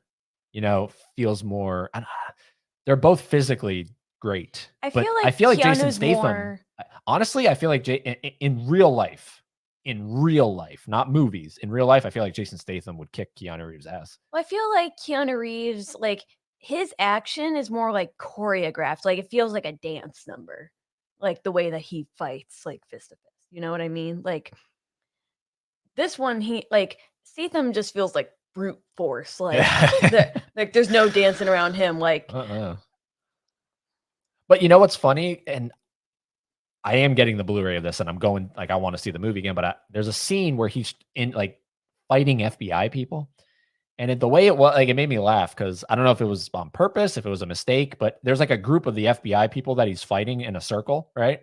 And right behind them, like just like maybe 10 feet away, I swear to God, there's just like FBI guys standing around. I swear that happened, doing nothing to help their fellow FBI comrades. I swear they're just standing there. And I said that during the movie. I was like, did you see that? They're just like standing. Like, do you not see a guy kicking your guy's friend's ass? Like, you're just gonna stand there? I mean, I would, honestly. If I saw that, I'd be like, all right, not my problem. You guys are out. Sorry. I don't know. I didn't like this one. It just wasn't anything remarkable. but you weren't hooked from the phishing scam, and then she kills herself, and it's just like, holy shit! Like That's now not a what's gonna spoiler. That happen? happens like in the first. You Like, see that in the season. trailer. Yeah, you see it in the trailer. Yeah. I don't. I well, the And thing is, like, I would have to feel bad for the person for me to warrant. you didn't feel bad for her. She's an elderly woman who falls for a phishing scam. You have no heart whatsoever. This confirms she has no heart. Everybody, she doesn't feel bad for an elderly lady who has millions of dollars in charity. By the way, it's not even her account. It's just charity that she runs. In the And year she of our Lord 2024, you don't know that you're getting No, she's scammed. elderly. She's like, I don't know what this thing is. Like I need help. But you have like a 20-something-year-old daughter. I don't know. I was just like, wow, this is like it's real. Like that would very much happen. Like I'm sure people still do fall for shit like that. But especially because of just like how keen I am like on But that's the thing. Like that, you kind of have to spend to some. Like, does it just like that would be like us right now, and all of a sudden it just that pops up on our thing. Your computer's infected. yeah, and like when that happened, I just groaned. I was like, That really? doesn't happen. It just pops up on your right. It depends on what you're using. It could be like a website, like a fishy website you could be on or I whatever. don't know. But like it wouldn't happen on Letterbox, but websites that are less regulated, sure. That's funny. But Anyways, I just did. I check it out, everybody. Check it out. Give it a shot. Now, this one we didn't watch together. no, but I've This seen it. you've seen it, and like look at this. Horrible. Who chose this background? This is like there's so much good imagery in this movie. You choose Who is this? and you choose this. This looks like a lineup of people that were executed because they're women. Like, Like, I don't think we know who any of them are. what the hell is this? Anyways, this is like a letterbox. You need help in some of these backgrounds. But anyways, you've seen this before. This is like what 15 minutes long. It's in the 1001. It's the very first movie listed. So I was like, I got to do it. It's on Max. I got to watch it. And it's, I mean, trippy as shit because I watched the color version where they colorized it. I've seen both. It's trippy when it's colorized. But yeah, it's like it's endearing because of what it is and how old it is, right? It's 10 years before the Titanic sank. That's insane to A whole think. decade. That's insane. Like to think at this point the ship probably wasn't even built. So like that's nuts. But it's also like endearing because of what's depicted, right? These people go to the moon, they get out of the ship, and they're just like us on the moon. No gear, no nothing. gear, no space helmet, nothing. They're just breathing on the moon. And what they thought was on the moon, It's like just, a whole yeah, jungle. It's so like, but this movie made me think because think of how far fetched that was in reality. Like there was like they thought, no way is this ever happening? Are we ever going to leave Earth? And we've done it supposedly if it's true. Stanley Kubrick directed it. Yeah. But like, so I was thinking, you know, how we think of time travel as impossible. Like, you never know, man. You never know. Probably never in our lifetime or your kids' lifetime. Well, this but most likely wasn't even in their lifetime because I mean, like 69, like funny, like that was a whole like 60 years. I'm telling you, it's nuts. Before like these, I don't even know if George Millier was even alive at that time. Probably wasn't. He was probably dead by the time we actually did go to the moon. Yeah, so that's sad that they never really saw that happen. But yeah, it just makes me think like I guess anything's possible, really. Like as far fetched as time travel is to us right now, the way we depict it in movies, you know. Yeah, anything could happen. My other thing is this is I mean, I did it because I talk about spoilers, but it's 1902 people. So, but when they leave the moon, right? When they leave the moon, right? So they got to the moon because they conquered, they left. But it was realistic the way they got to the moon, right? They just kind of like I forget, like they got propelled out, like they got shot out, like almost like a gun kind of thing. Like they just like lit a fuse and okay, so that makes sense. When they're on the moon and they leave the moon, all they do is they fall off a cliff. And they think that gravity will take They them. fall off a cliff and somehow they land back on Earth, right? Because they thought that's how that worked. And I'm convinced they're still on the moon at the end of this movie. And they've entered some Twilight Zonian alternate reality. Like, I think of the one episode of SpongeBob where they go up in Sandy's rocket around the moon and then back down. Yeah, or like that episode in the future where Squidward's running, right? And he comes back. Alone, alone, Yeah, alone, alone. yeah. Like I think that's what happens there because they just fall. There's no projecting, there's no shooting. They just fall, and supposedly they fall into an ocean on Earth. I think they just fall into some fuck ass pit of the moon, and that's my theory. But yeah, talk about an iconic image of the moon getting the thing in his eye. Why it's a face, I don't know, but you know what? It's art. I guess that's what it was, right? It's art. The moon is cheese. Yeah. Weird movie, man. Weird movie. I gave it 5 stars though because of what it is. And then we were waiting in line for a movie that we'll talk about at AMC, and you were like, "Hey, you like that George guy? Why don't you He's watch? actually a magician. Why don't you watch 4 years prior to that?" So this is now officially the oldest movie I've ever watched on Letterboxd. Apparently, 1898. Everybody, 1898. We watched this. This is like 2 minutes long, and it's about this guy right here who is that's George, right? That's George. And he removes his head 4 times and puts it back on and takes it off and puts it on the table and everything. And it's 1898. No CGI. Barely any camera tricks. We barely even have cameras, people.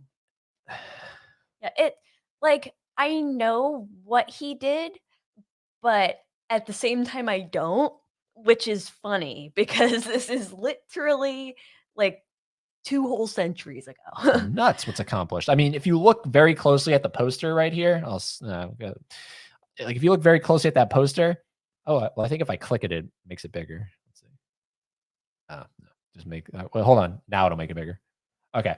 So if you look at this, right, if you look very closely, because he's up against a black backdrop. So the way he accomplished removing his head apparently is this is also like a black kind of thing that he's hiding under, right? So it's like, imagine a black wall right here.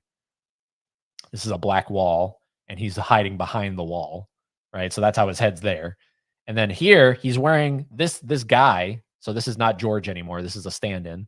He's wearing a black box on his head. You can see the black box on his head right here. Well, no, it could actually still be George because I think it's a stand-in because but George is over here.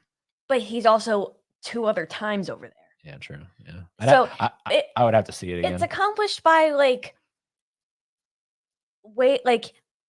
physically like cutting the film and layering it on top of each other. So there's like 5 different reels of film all laid on top of each other and then played in sync. It's nuts, people. So just watch it. It's on Max as well, but it's also probably just on YouTube. The 4 Troublesome Heads. Insane. Yeah, it like back in the day, like back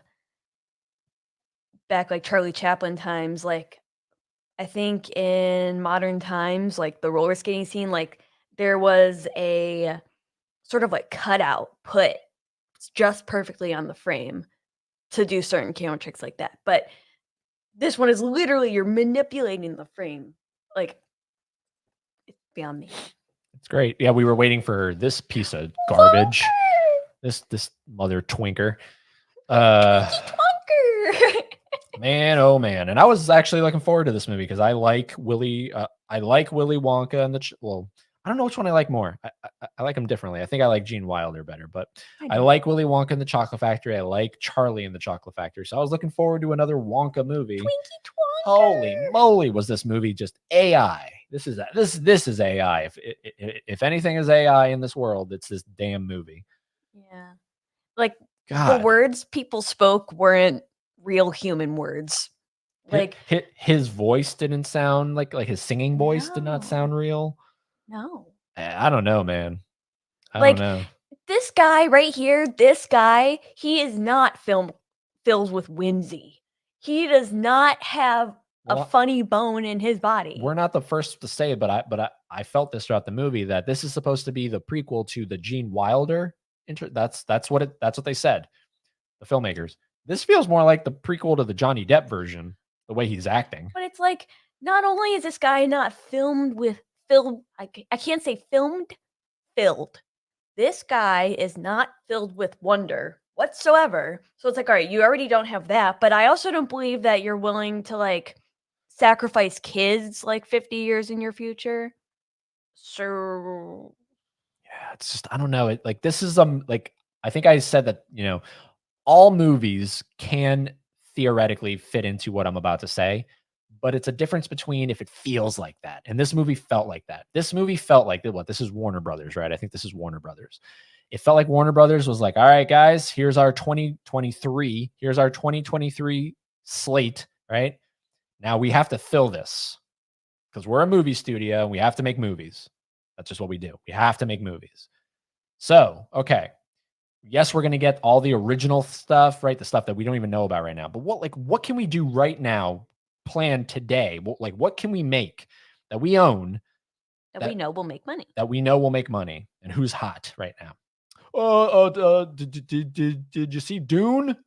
Oh yeah, I saw Dune. What about that Timothée guy? Timothée, 'cause that's how you say his name, Timothée.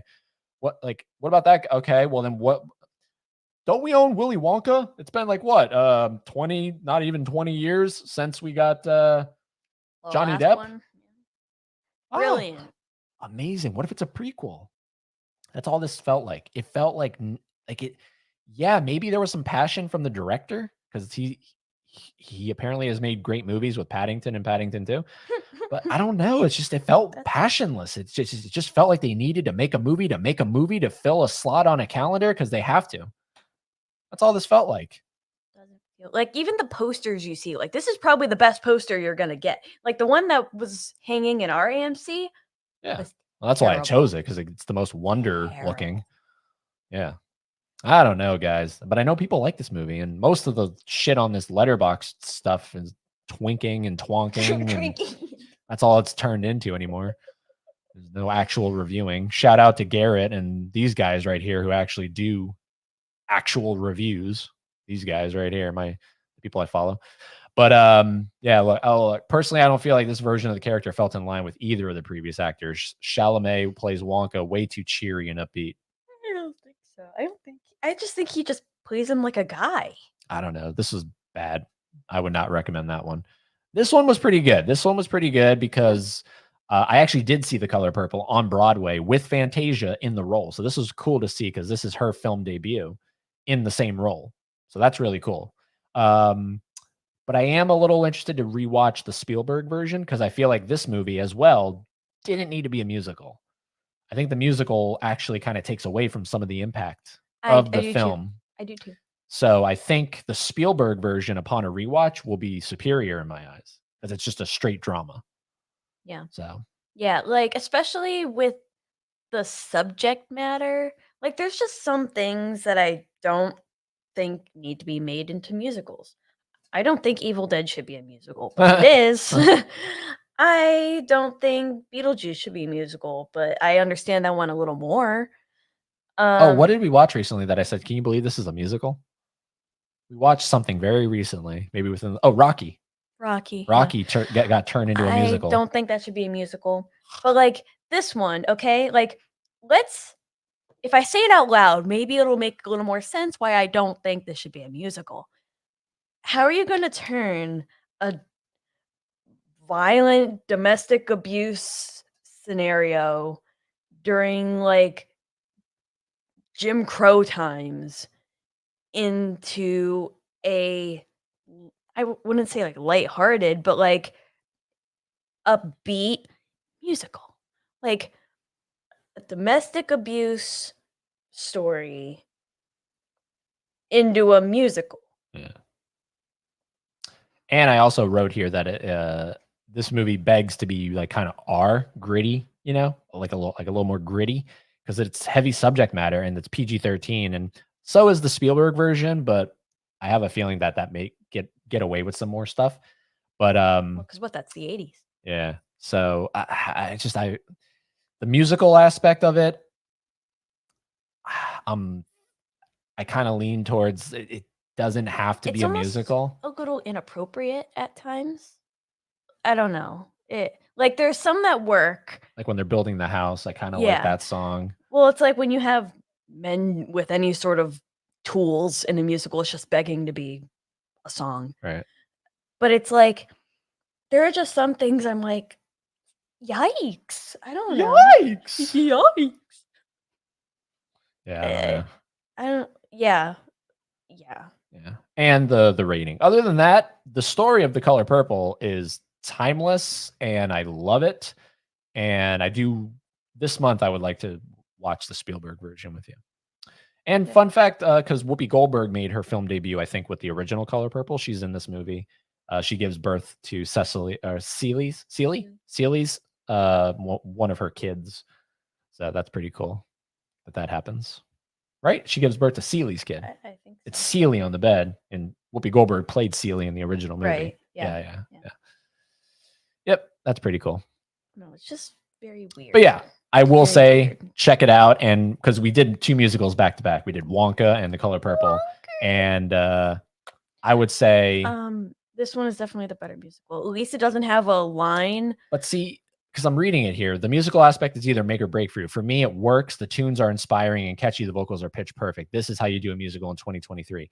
It ultimately, it's okay. I do think though that if you want to pick a version of The Color Purple, go the non-musical version. Yep. But the music is good. Don't get me wrong. Yeah, it's fine. It's just much better than Wonka. It's just I don't think it needed to be. It doesn't need to At be. least it doesn't have a lyric that is noodle, noodle, apple strudel. God. That's all I took away from Wonka. Noodle, noodle, apple strudel. You know the best song in Wonka?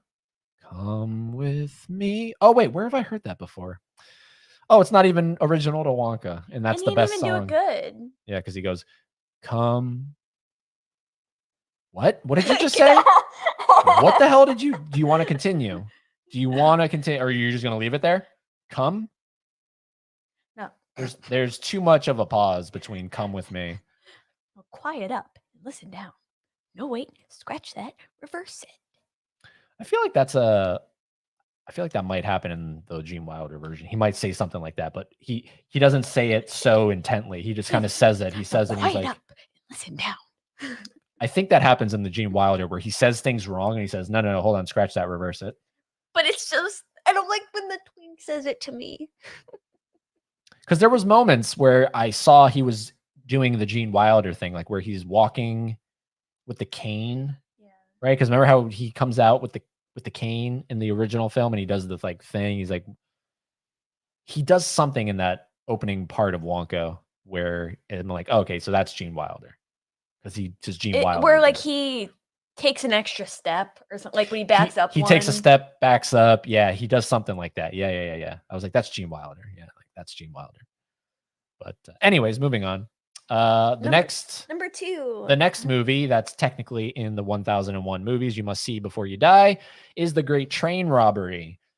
I wrote in 2024, this would be considered a fan film. In 1903, this is cinema. It's true. Like, think about it. If you made what you saw today, no one would take it serious. They'd be like, that? Really? That's what you made. You made that. A Trip to the Moon is more impressive than this. You made that. Okay. But in 1903, they were probably losing their goddamn minds. They're shooting at us. Yeah. Holy shit. You see that? Did you see him throw that guy off the train? And now in 2024, you can clearly tell that's a fucking dummy he throws off. Yeah. So anyways, cheeky. Yeah, we watched it because they say it's one of the movies you should watch, and it's important because of what it inspired, and there's talk about whether or not it's one of the first Westerns or it created the Western, whatever, wherever you fall on that. Clint Eastwood would not be alive today. Well, I said without this, we wouldn't have gotten the Taking of Pelham 1, 2, 3 from 74, which means in turns we wouldn't have gotten the one with the John Travolta. And I need a 55-year-old John Travolta yelling and screaming about licking his bunghole. So I guess I got to appreciate the Great Train Robbery. Then we wouldn't know what to call this fee guy over here because we do call him the bunghole. And you can tell him he can kiss my ass. Fuck you, Mr. Mayor. He can lick my bunghole, motherfucker. That's what he said. That's what happens in the Taking of Pelham 1, 2, 3. He can lick my bunghole. Sure. So, and he's 55 when he made the movie. I had to do the math. So anyways, The Great Train Robbery. Yeah, go ahead. Check it out. Sure. Whatever. Holy moly. Okay, everybody. Ladies and gentlemen, boys and girls. Origin. Now, this movie, if anyone remembers, and it's my photo right on my letterbox right there. Okay. a year and some change ago, I was working where we work, Starbucks, and I looked over and John Bernthal, yes, John Bernthal was ordering coffee. And I said, "Holy shit. Can I get a photo with you?" And we took a photo, and that's the photo you see as my profile picture right now. What was he doing? Why was he in Starbucks getting a black coffee? He wasn't there to just be there and get coffee. No, no, no, no. He was filming Origin. Just a couple So, streets over. yes. So it's finally, it's so cool. Like, finally, we got to see the movie that he was filming in Savannah and why he was at Starbucks in the first place. So, this is this is my first Ava DuVernay film. Never seen another film from her. But you already got her Funko Pop. Got her Funko Pop. Gave the movie 5 stars. I love this movie so much. I have to rewatch it. It's so important. It's so powerful. It's everything about this movie is. And going back to Pelham 123, that's Denzel Washington's wife in The Taking of Pelham 123, the one that says we need a gallon of milk, and he says I'll get you a half gallon. That's her right there. So yeah, very important movie. Yeah. Yep. Ultimately, not enough John Bernthal. Ultimately, not enough John Bernthal, but still, just it's one of those movies where I'm watching it, right, and I'm watching it and I'm appreciating and I'm enjoying, right, and we saw this with our friends Maddie and Jordan, Who and were in the movie. yes, Maddie specifically is very much in the movie, and we're and I'm watching and I'm taking it in, right, and then there's a very powerful scene, one of my new favorite scenes in all of movies ever, the pool scene, and that Maddie is in. yeah, so that's cool. So I told her I need an autograph on my Blu-ray once you get it. Tell Caitlin to just turn on the live show. Yeah. But it's one of those movies where now that I sit here, right, and once I got home from the theater and I took it all in, that's when, because as I was watching it and even when the credits rolled, I was not thinking to myself, this is 5 stars. And I think even when I posted this review, I didn't give it 5 stars. It's one of those movies that once the wheels start turning and you let the juices of the burger kind of seep into the meat, right? Ooh, so it was cooking, right? It was assembled, it was put on the plate. Let him cook. I loved it. It was a good burger. Now all the juices inside the burger are starting, the way Gordon Ramsay says, to sit, right? To like, you don't just make a burger, put it on the plate, bite into it. It's going to piss on you, like he says. So he says that. He said that on Hot Ones. He says that's not how you eat a burger. You let it sit. You let the juices go. And that's what happened with Origin. I went back and I gave it 5 stars. It's sad. I was like, that's an important spoiler alert. This is my recommendation for January. Why would you say that? Because I still have to do December, so there's still some stakes. But this, everybody needs to see Origin. Yeah. Everybody. Well, it's still in theaters. While it's still in theaters, support it. And then if you miss it, pick it up on Blu-ray, DVD, stream it. However you got to see this movie, watch it. Watch it. I don't think I could say anything else that you haven't. Yeah. Cried. When did you cry? The pool scene. Oh. And reading other people's reviews, I'm not alone. They're like, I was fine, and then the pool happened. So, yeah. Lost for words. Lost for words. Moving on. This is your recommendation. Yeah. Glengarry Glen Ross. Because in my business class, my professor, every class, he recommends a movie for us to watch. And the one that he recommended this week was Glengarry Glen Ross. Well, this day, I think. And purely for Alec Baldwin's scene, if nothing else. Yeah, that is probably the big takeaway that a lot of people have on this movie is Alec Baldwin. But it's also just very business heavy and like with sales and whatever. And he then in turn showed us the SNL sketch. The Christmas sketch. And I was like, wait a minute, I want to laugh and find this funny. I have to watch the movie now. And this is in the 1001, right? Yes, it is. So that's just a helpful thing right there. So that, like how we said, we sort of cherry pick around. But all my picks are most likely going to be in the 1001. even if he doesn't know it. But yeah, I was like, I want to find this funny. We're gonna watch this tonight. So we did. And then we watched the SNL sketch after it. And I found it funny.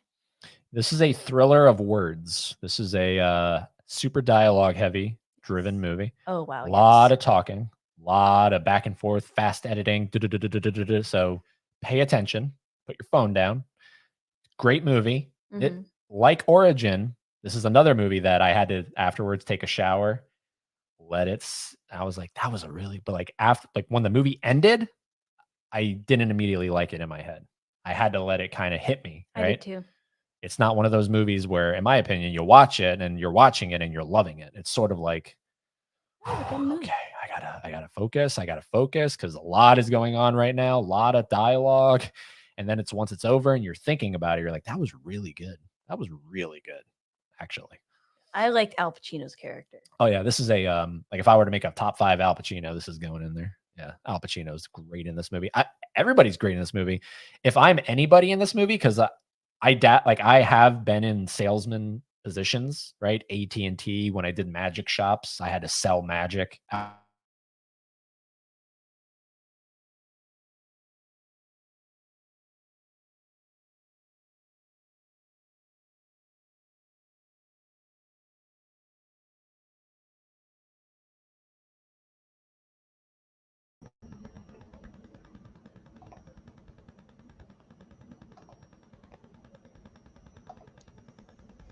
Okay. And the mics.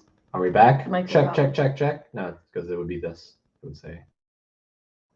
But Okay. make sure that We're the back? mic, make sure that it's these mics, not that mic. Oh, right. Hold on. Okay, we're back. Yep, we're back. We're back. Yes. Let us know that we're back. We can see the chat right now. We're back. I don't know why that happens.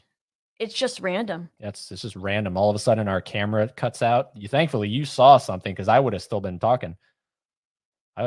So good on you. Yeah, because I have a little like LED keyboard. You saw something flash. Well, I just noticed that it turned off, like in the corner of my eye. I was like, weird. So weird. That's bizarre. I blame our cat. He's not even here. But he has gone we try to barricade this section of the right. Like we try to make sure he can't, and somehow he's still always. I think it is. I think he's somehow fucked with a wire or something. I don't know.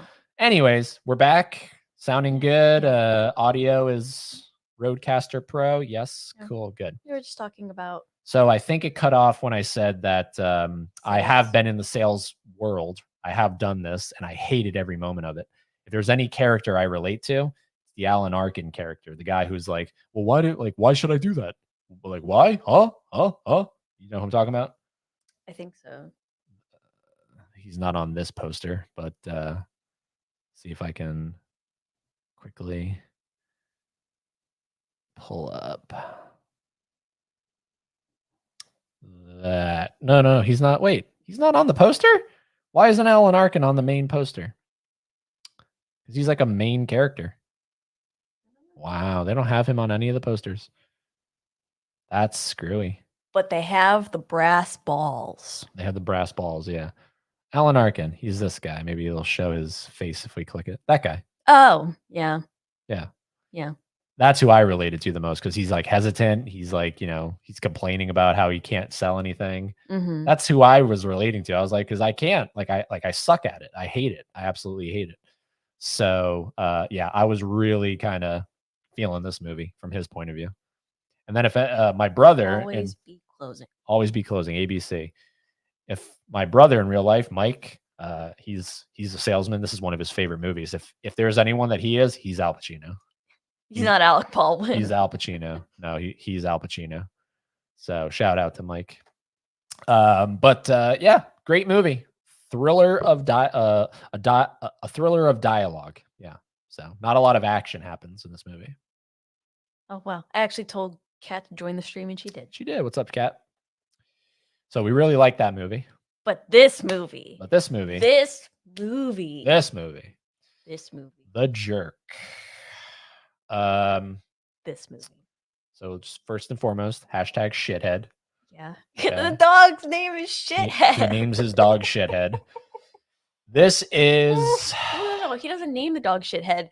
Somebody calls the dog a shithead, and he's like, "Oh." I think I'll call him a shithead. I He's think I'll like, call him shithead. "Oh, what's his name?" Yeah. The only thing is I don't understand, and you explained it that this is a term that meant something different in 1979. But when you think of jerk, you think Like of someone being rude. like rude, arrogant, pompous, stuff like that. He's not that really, and like he's an idiot. And He's a that's moron. what jerk, I guess, He's a used to stand. fucking imbecile in this movie. Spoopy. It should have been called The Idiot. But anyways, it's so funny. It is so funny. It is like almost laugh a minute kind of thing. Yeah. And I've never seen Steve Martin funnier. Yeah, I think the tagline of this is a rags to riches to rags story. It is. And in case anyone wants to know what it's about a white man who believes he's black. Who believes he's black and When he finds out that he's not, yeah, what does it say here? After discovering he's not really black like the rest of it, he's not really black. No, he's not. Likeable dimwit Naven runs off on a hilarious misadventure. That's all you got to know. So he finds out he's not black and he goes off on an adventure. Yeah, to see the world. If you're not hooked by the and this is he was a poor black sharecropper's son who never dreamed he was adopted. No. He thinks he's black. Like, okay, just remember it's 1979, everybody, and it's a comedy, and it's very, on the side of black people. Steve Martin says the N-word in this movie. I never thought I would hear Steve Martin say the N-word. Still caught up in the dog named Shithead. It's insane. This movie will you talk about a movie you couldn't make. No. You could not make The Jerk. So it is a true product of 1979. Well, it's also there's a kid that like gets stuck on a runaway train at a carnival, like a toy train, and the kid's shirt says bullshit on it. Yeah. It's like, have you seen? And the woman's like, have you seen a kid with a shirt that says bullshit? Like, and it's like, oh yeah, is this your son? No, it's not even a kid. Why was the kid wearing a shirt that said bullshit? Why did anything happen in this? It's have to watch it. You have to watch The Jerk once in your life. Oh, it's so stupid. So stupid. It's so stupid. Next up, we went to the Big D Theater to watch Godzilla -1 minus color. Yeah. We saw the black and white version. We had never seen Godzilla -1, and I'm not a fan of. And it's you. I don't know. I don't think it was because it was black and white. It probably didn't help though. But I couldn't. I loved it in black and white. I couldn't get into it. I don't know why. And we watched it in like a huge theater, right? The way you should watch a Godzilla movie. I love Godzilla. Yeah, I just can't believe there's 38 Godzilla films in the franchise. That's like because people how love different big monster. How different could that? Like they're not. Well, like people bitch and moan and groan about the Fast and the Furious movies. Like there's only 10 of those. People love How are there 38 monsters. Godzilla movies and people are still going to it? What the hell is different about this one versus the 32nd one? Get to see more Godzilla. Oh, he just fucks shit up again, right? Yes. And there's no continuity to any of this shit? Barely. What the fuck? Anyways. I love Big Monster. I love Big Monster. Yeah, and the emotional stuff didn't hit me, and that might be because of the barrier, like the dialogue barrier there. I don't know. But well, it's a lot of like this one was very like Japanese culture heavy because like no spoilers, but the main guy is a failed kamikaze. And you would think like, oh, he didn't go through with it. Like that's great. Like he's alive. But in Japanese culture, it's like being a kamikaze is like something of high honor. Like to be able to willingly die for your country, for your people, like that's like the most respect you could ever garner in your life. Like back in like samurai times, like it's Japan's founded like on honor.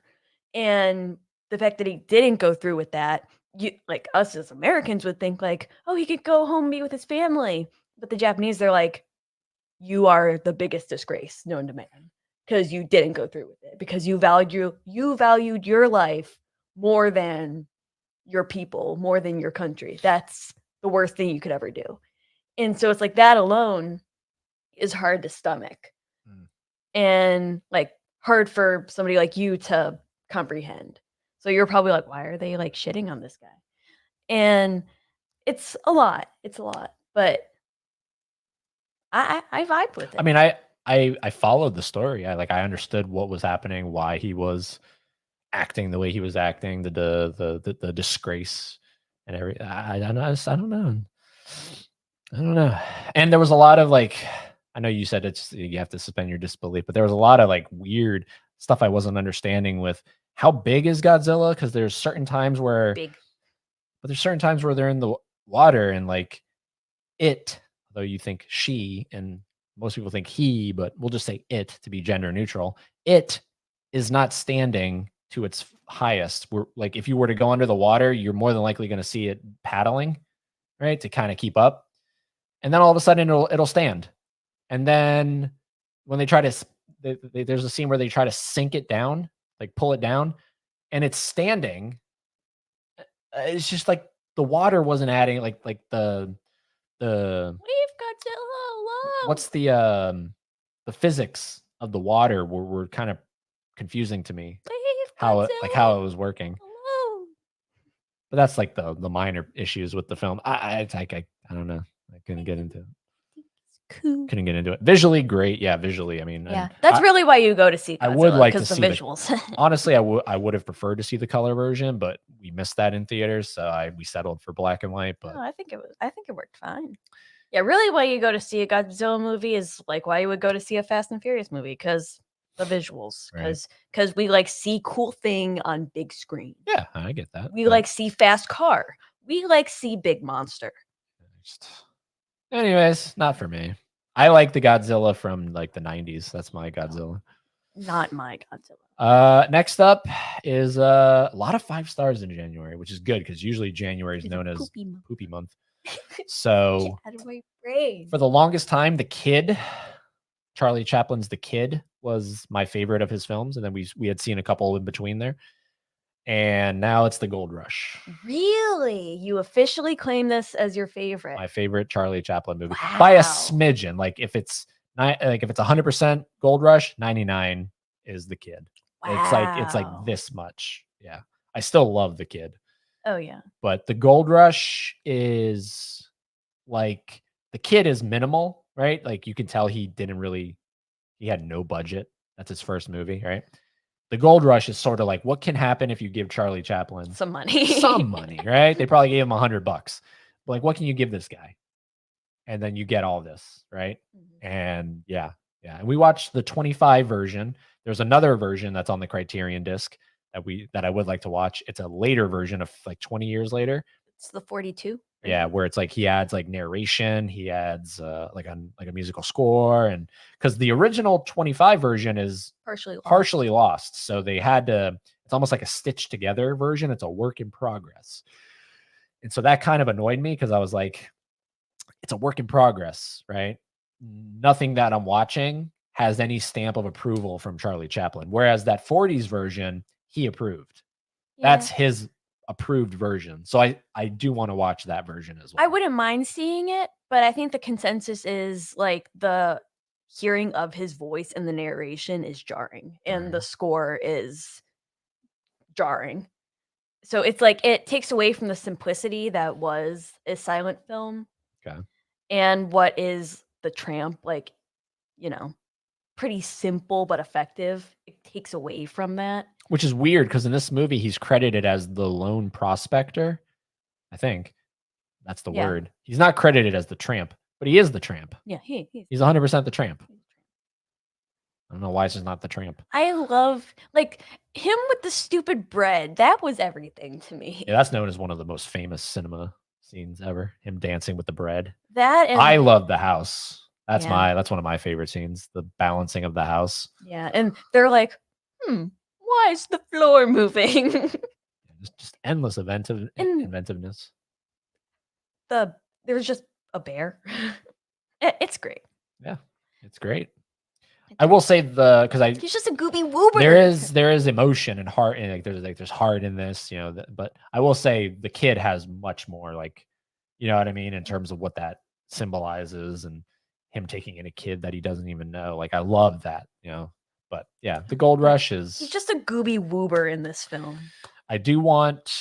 Oh, obviously, we have to see Modern Times. We have to see The Great Dictator, that French one that he did. That's in the Criterion Collection. I think it's a comedy. It's like a L'amour Monsieur or something like that. And then there's Limelight. Limelight. Yeah, that one I own as well. And then there's a movie he just directed. He's not even in. That's very prolific. It's like something about a woman. Yeah. So something about a woman. we have a lot more Chaplin to go through, and then I would love to see the biopic with Robert Downey Jr. That's ultimately what I'm working toward. Yeah, right. Yeah. You want to see most of his body of work and then watch the biopic. So that it actually means something. Yep. But yeah, this movie is just pure gold. There's a scene where like they're trying to ride out a snowstorm in this cabin. They don't have any food. And there's like a visual gag where it transitions, like a guy is seeing Chaplin as a chicken, Right. like that he wants to eat him. And it's so funny because you could tell that in the chicken costume is Charlie because of the way he walks. Right, yeah. But it's little things like that. And the chicken costume is surprisingly really good. Stupid. But like because I read that, Chaplin had heard of people actually eating their shoes and to survive, right? Like something like that. And so he was like, what if it was, comedic, like, oh my God. And like twirl the shoelaces like spaghetti. It's just so funny. So funny. I feel bad for people that are missing out on this stuff simply because it's silent. Because a lot of people will not, just because it's silent. And because it's old. Yeah. But like, they're just doing this because it's like, ugh, I can't watch that. And it's like, you're missing, man. You're missing, And that's how I feel about like how I'm like, ugh, foreign, It's so bad. Like foreign films, like I'm not fond of them. I like watching movies in English. But like, I'm trying to change that. I'm trying to go, you know what? If this is how someone feels about silent movies, and I'm like, dude, there's gold, no pun intended, in silent movies. And how you're like, bro, there's gold in foreign films. That's how I'm trying to change that. I'm not trying to keep going, ugh, foreign films. Simply learn the language. So, and then it will be fine. But yeah, the balancing house scene, the dancing bread scene alone are worth the price of admission if you pay to see this movie. So. And the last movie we watched, one last 5-star for me, a lot of 5 stars, is Poor Things with Emma Stone, one of the Best Picture nominees this year for Best Picture. And this movie's everything. This is a great movie. Never seen a Yorgos Lanthimos movie, but I do want to see some more of his stuff now. And this is a bizarre movie in all the best ways. Don't go and see it with your parents. Yeah, don't go. Unless you're on weird terms with them. Yeah. And if so, what? I still would prefer Emma in La La Land. If I had to pick one Emma Stone movie to watch ever, it would be La La Land. But this is, I think, again, how I said about Zac Efron and the Iron, this is 100% going to be included in her like all-timers thing, Poor Things. Yeah. This movie was just everything. It's everything. And this is a career best performance for me, in my opinion, from Mark Ruffalo. Not Mark Ruffalo. Because I've never really been a Mark Ruffalo guy. I like him in 13 going on 30. But he's great in Poor Things. Willem Dafoe is great. And the majority of that, I watched a 2-hour making of on his makeup. Really? Yep. Him in the makeup chair. Yeah. Yeah, that's pretty wild. And then he does that yeah, nobody ever explains that. It's just like a burp, but it's like a weird burp because the movie's weird. Yeah. And some portions of this movie are filmed through a fisheye lens. I love it. It's very distorting. Love it. Very weird. Also, her entire wardrobe, Emma Stone, is something that alone could be studied. And the sunsets. Oh my God. I mean, this is obviously a fairy tale of epic proportions, but like it's set in Victorian London. You know, we don't know what time frame it is, but they're still like she says a line of dialogue talking because I thought we were like in a future, and then she's saying something as long as the Earth is flat. Yeah, you know, so like there's still a time like they still think the Earth is flat. It's very steampunkish. Yeah, because like there is also Willem Dafoe has a carriage, and you just think it's a horse-drawn carriage like everything else, but like it's just robot-y horse. It's a horse head Yeah. on a like a motored, like a steam-powered carriage. Like it took me a second. I was like, wait a minute, that's It's not in a multiple horse. times. It doesn't know what time frame it's in. Wait, that's not a horse. Wait a minute. Yeah. Yeah. Great movie. Can't recommend it enough. Very dirty, softcore porn, but you know what? It's a movie. It's a movie, and Emma Stone made it, and we're enjoying it. Loved it. Loved it. Loved it. Loved it. So that is everything we watched. Let's double check in. Yep, that's everything we watched in the month of January.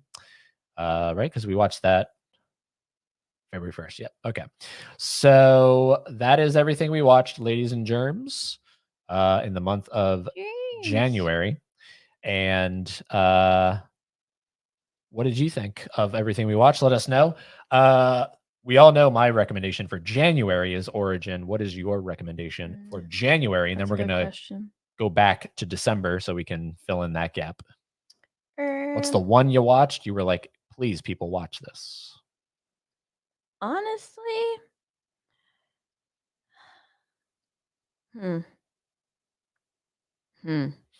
It's hard. It's hard? Yeah, I guess Society of the Snow. Really? Society of the Snow. Wow. I'll do that because, like, how literally what you just said, like, some people could be brushing off foreign films. Right. So it's because it's also new. I was gonna say The Jerk, but I feel like everybody's seen The Jerk.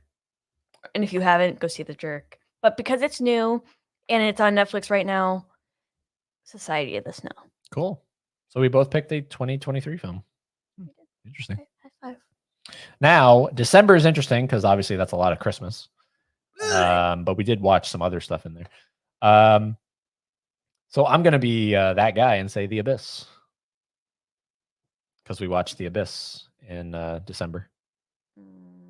So my recommendation for the month of December is The Abyss. Watch The Abyss from James Cameron if you have not seen that film. Phenomenal film. Do you want me to? Are you going through it? No, yeah, pull it up. So this is December 1st. Okay. Yeah. Got it? Yeah. Okay, and then I think let's go back. Yeah, keep going. Yeah.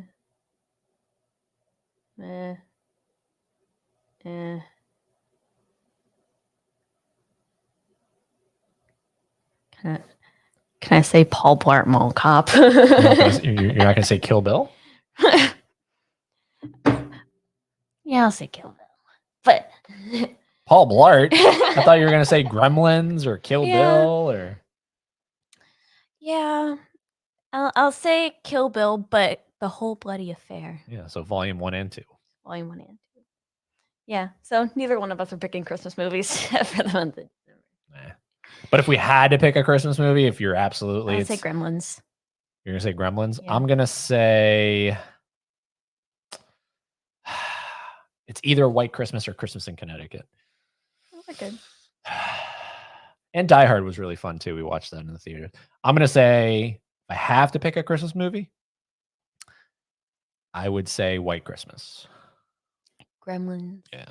But my official one is The Abyss. My official one is The Whole Bloody Affair. There you go. But you also said Paul Blart. But I also, because I wanted to be funny. So there we go. We are all, now I feel better. My OCD can calm down because that was annoying me that bothering him all month. That we hadn't listed our December recommendation. So that is the stream, ladies and germs. We're just going to read your comments here real quick, and then we're going to skedaddle out of here. Skedaddle. Let's see here. Where did we leave off? Keep going. Okay, I feel like here. Tony, if you're still here, man. I'm not a fan of the anime either. Just didn't care for it. Nope. Caveman, great review of Ghost in the Shell. It is said to be a good or great movie. Will only ask you to accept 1 or 2 lies. Would recommend Ninja Scroll over this. Okay. Great review of Ghost in the Shell, though. Appreciate it. Okay. Let's see here. Anime film series are mainly made to promote the manga or just for fans of the manga to see their favorite manga adapted into an anime. But that makes me think, like, is the manga, does that explain anything? Right. He clarifying, I wanted to watch everything in my early 20s, regardless of year, genre, country, language. I wanted to expand my knowledge, and the same is true today. I just have less time. I'm also a Beatles fan. There you go. So it was a compliment. Yeah. Hopefully that never changes. Hopefully you never want to not expand your cinema knowledge. You know? First time I saw Ghost in the Shell, I was split down the middle. Loved the visuals, didn't like the story. That's kind of where I am. I did think it was really good looking, but like, right. The story was just booty fart. Booty cheeks, booty cheeks. Let's see here. Oh, those animated shorts I saw last month are Tex Avery shorts. Yeah. That's why it sounded familiar.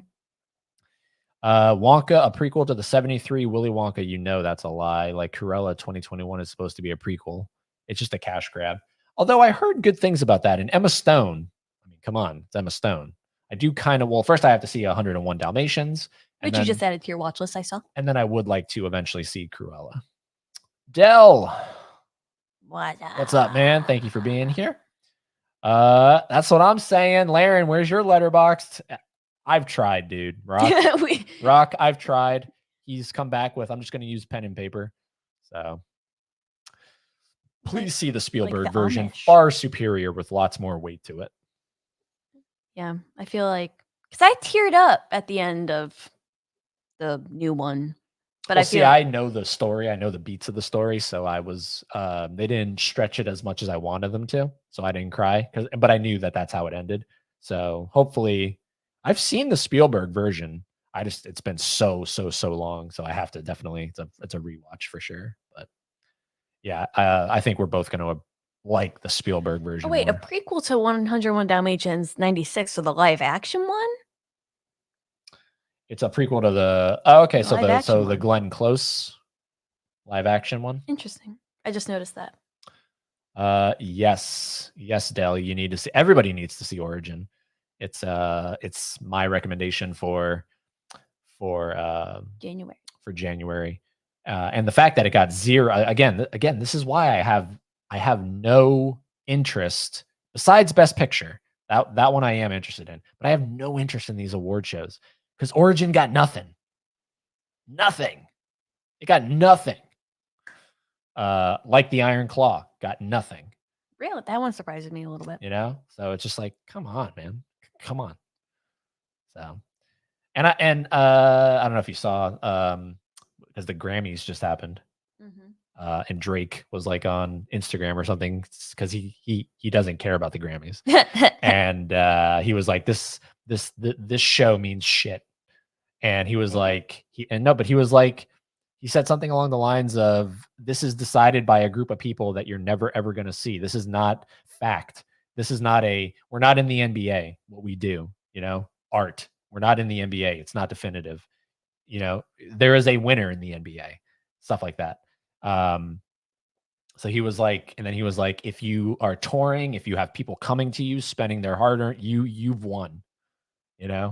And I was like, yes, preach it. These award shows are shit. They mean nothing. It's just it's Hollywood. It's all those rich people congratulating themselves. I love it. Drake, you're a real man. Origin is going on Eddie's favorite movie list.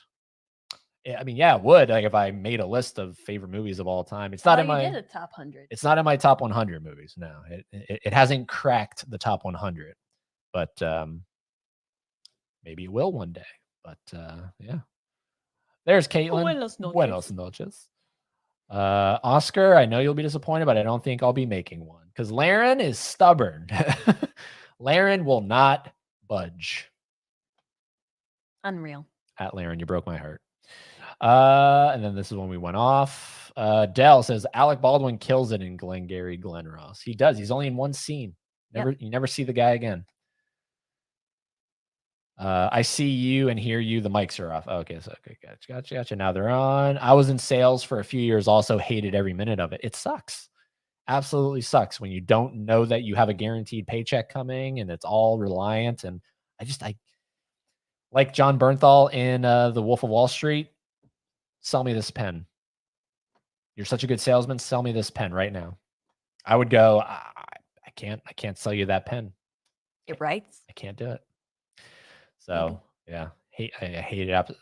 I like having a guaranteed paycheck. I love The Jerk. Yeah, The Jerk's great. Easily Steve Martin's easily his best movie. Wow. Started with a banger. He's made a lot of movies, but it's his best in your opinion. Wow. Wow. Interesting. Wow. Interesting. The Jerk is awesome. It is 100%. Godzilla -1 is the best movie of 2023. Color 8 out of 10. Minus color 9 out of 10. Love this movie. Wow. I'm happy for you, man. I wish I felt that for it. You know, I really do. My favorite movie of 2023 is still Barbie. Yeah, that's my favorite movie. Godzilla doesn't stand, he floats. I saw the color version in IMAX. I'm buying the 4K when it comes out. Good. Godzilla 98, that one changes size from scene to scene. I don't know. There's just something about that. And I like the look of Godzilla in that one and the vibe of that movie. The whole movie is set in like New York City as it's raining. So I think I saw it on like a list of like the best movies to watch when it's raining outside because it's all raining in that whole movie. So Godzilla 98 couldn't figure out if he was Godzilla or Zilla. I think that one is a female because it has babies, right? It has babies, little Godzillas. Little Zillers. And then speaking of our son, we were talking about you. We summoned him. We summoned our son. He heard us. He literally did. He heard us. That's crazy. Robert Downey's excellent in the Chaplin biopic. Can't wait to see it. I need more Chaplin in my life. I've only seen City Lights and loved it. Funny enough, I need to rewatch City Lights. I feel like I was in a weird funk that day because that one's not on my like, you know, I own it. No, I don't own it, but I do want to own it because I want to own all of Chaplin's. But I don't own that one, and I wasn't compelled to own it for a long time because I don't know. I wasn't vibing with that one. I vibe with it. But I feel like I would if I rewatched it. And that's another one, right? There's 2 versions. I feel like he did that a lot. Yep. He had 2 versions of his movies. He was remaking his stuff before it was cool. Right. Still need to see Poor Things. I think you'll really enjoy it. Can't wait to see Poor Things. Just watched The Favorite by Yorgos, and it was great. Also with Emma Stone. She's in that. I feel like you'll like Poor Things, Gavin. Laren says, Poor Things was fantastic. Ruffalo is hysterical. Oh, yeah, he was. He was so funny. But, I mean, Emma was funny, too, you know? Everybody. I like because there was a slow progression in her dialogue. Like, even Ruffalo pointed out, like, you're starting to lose that cute little tone that you talked with. Yeah. Like where she stopped referring to herself in the third person. Right. Yeah. I loved when she was crying on the boat. Like I so could see that as being us. Where's the money? Right. People were sad. That was such a you and me.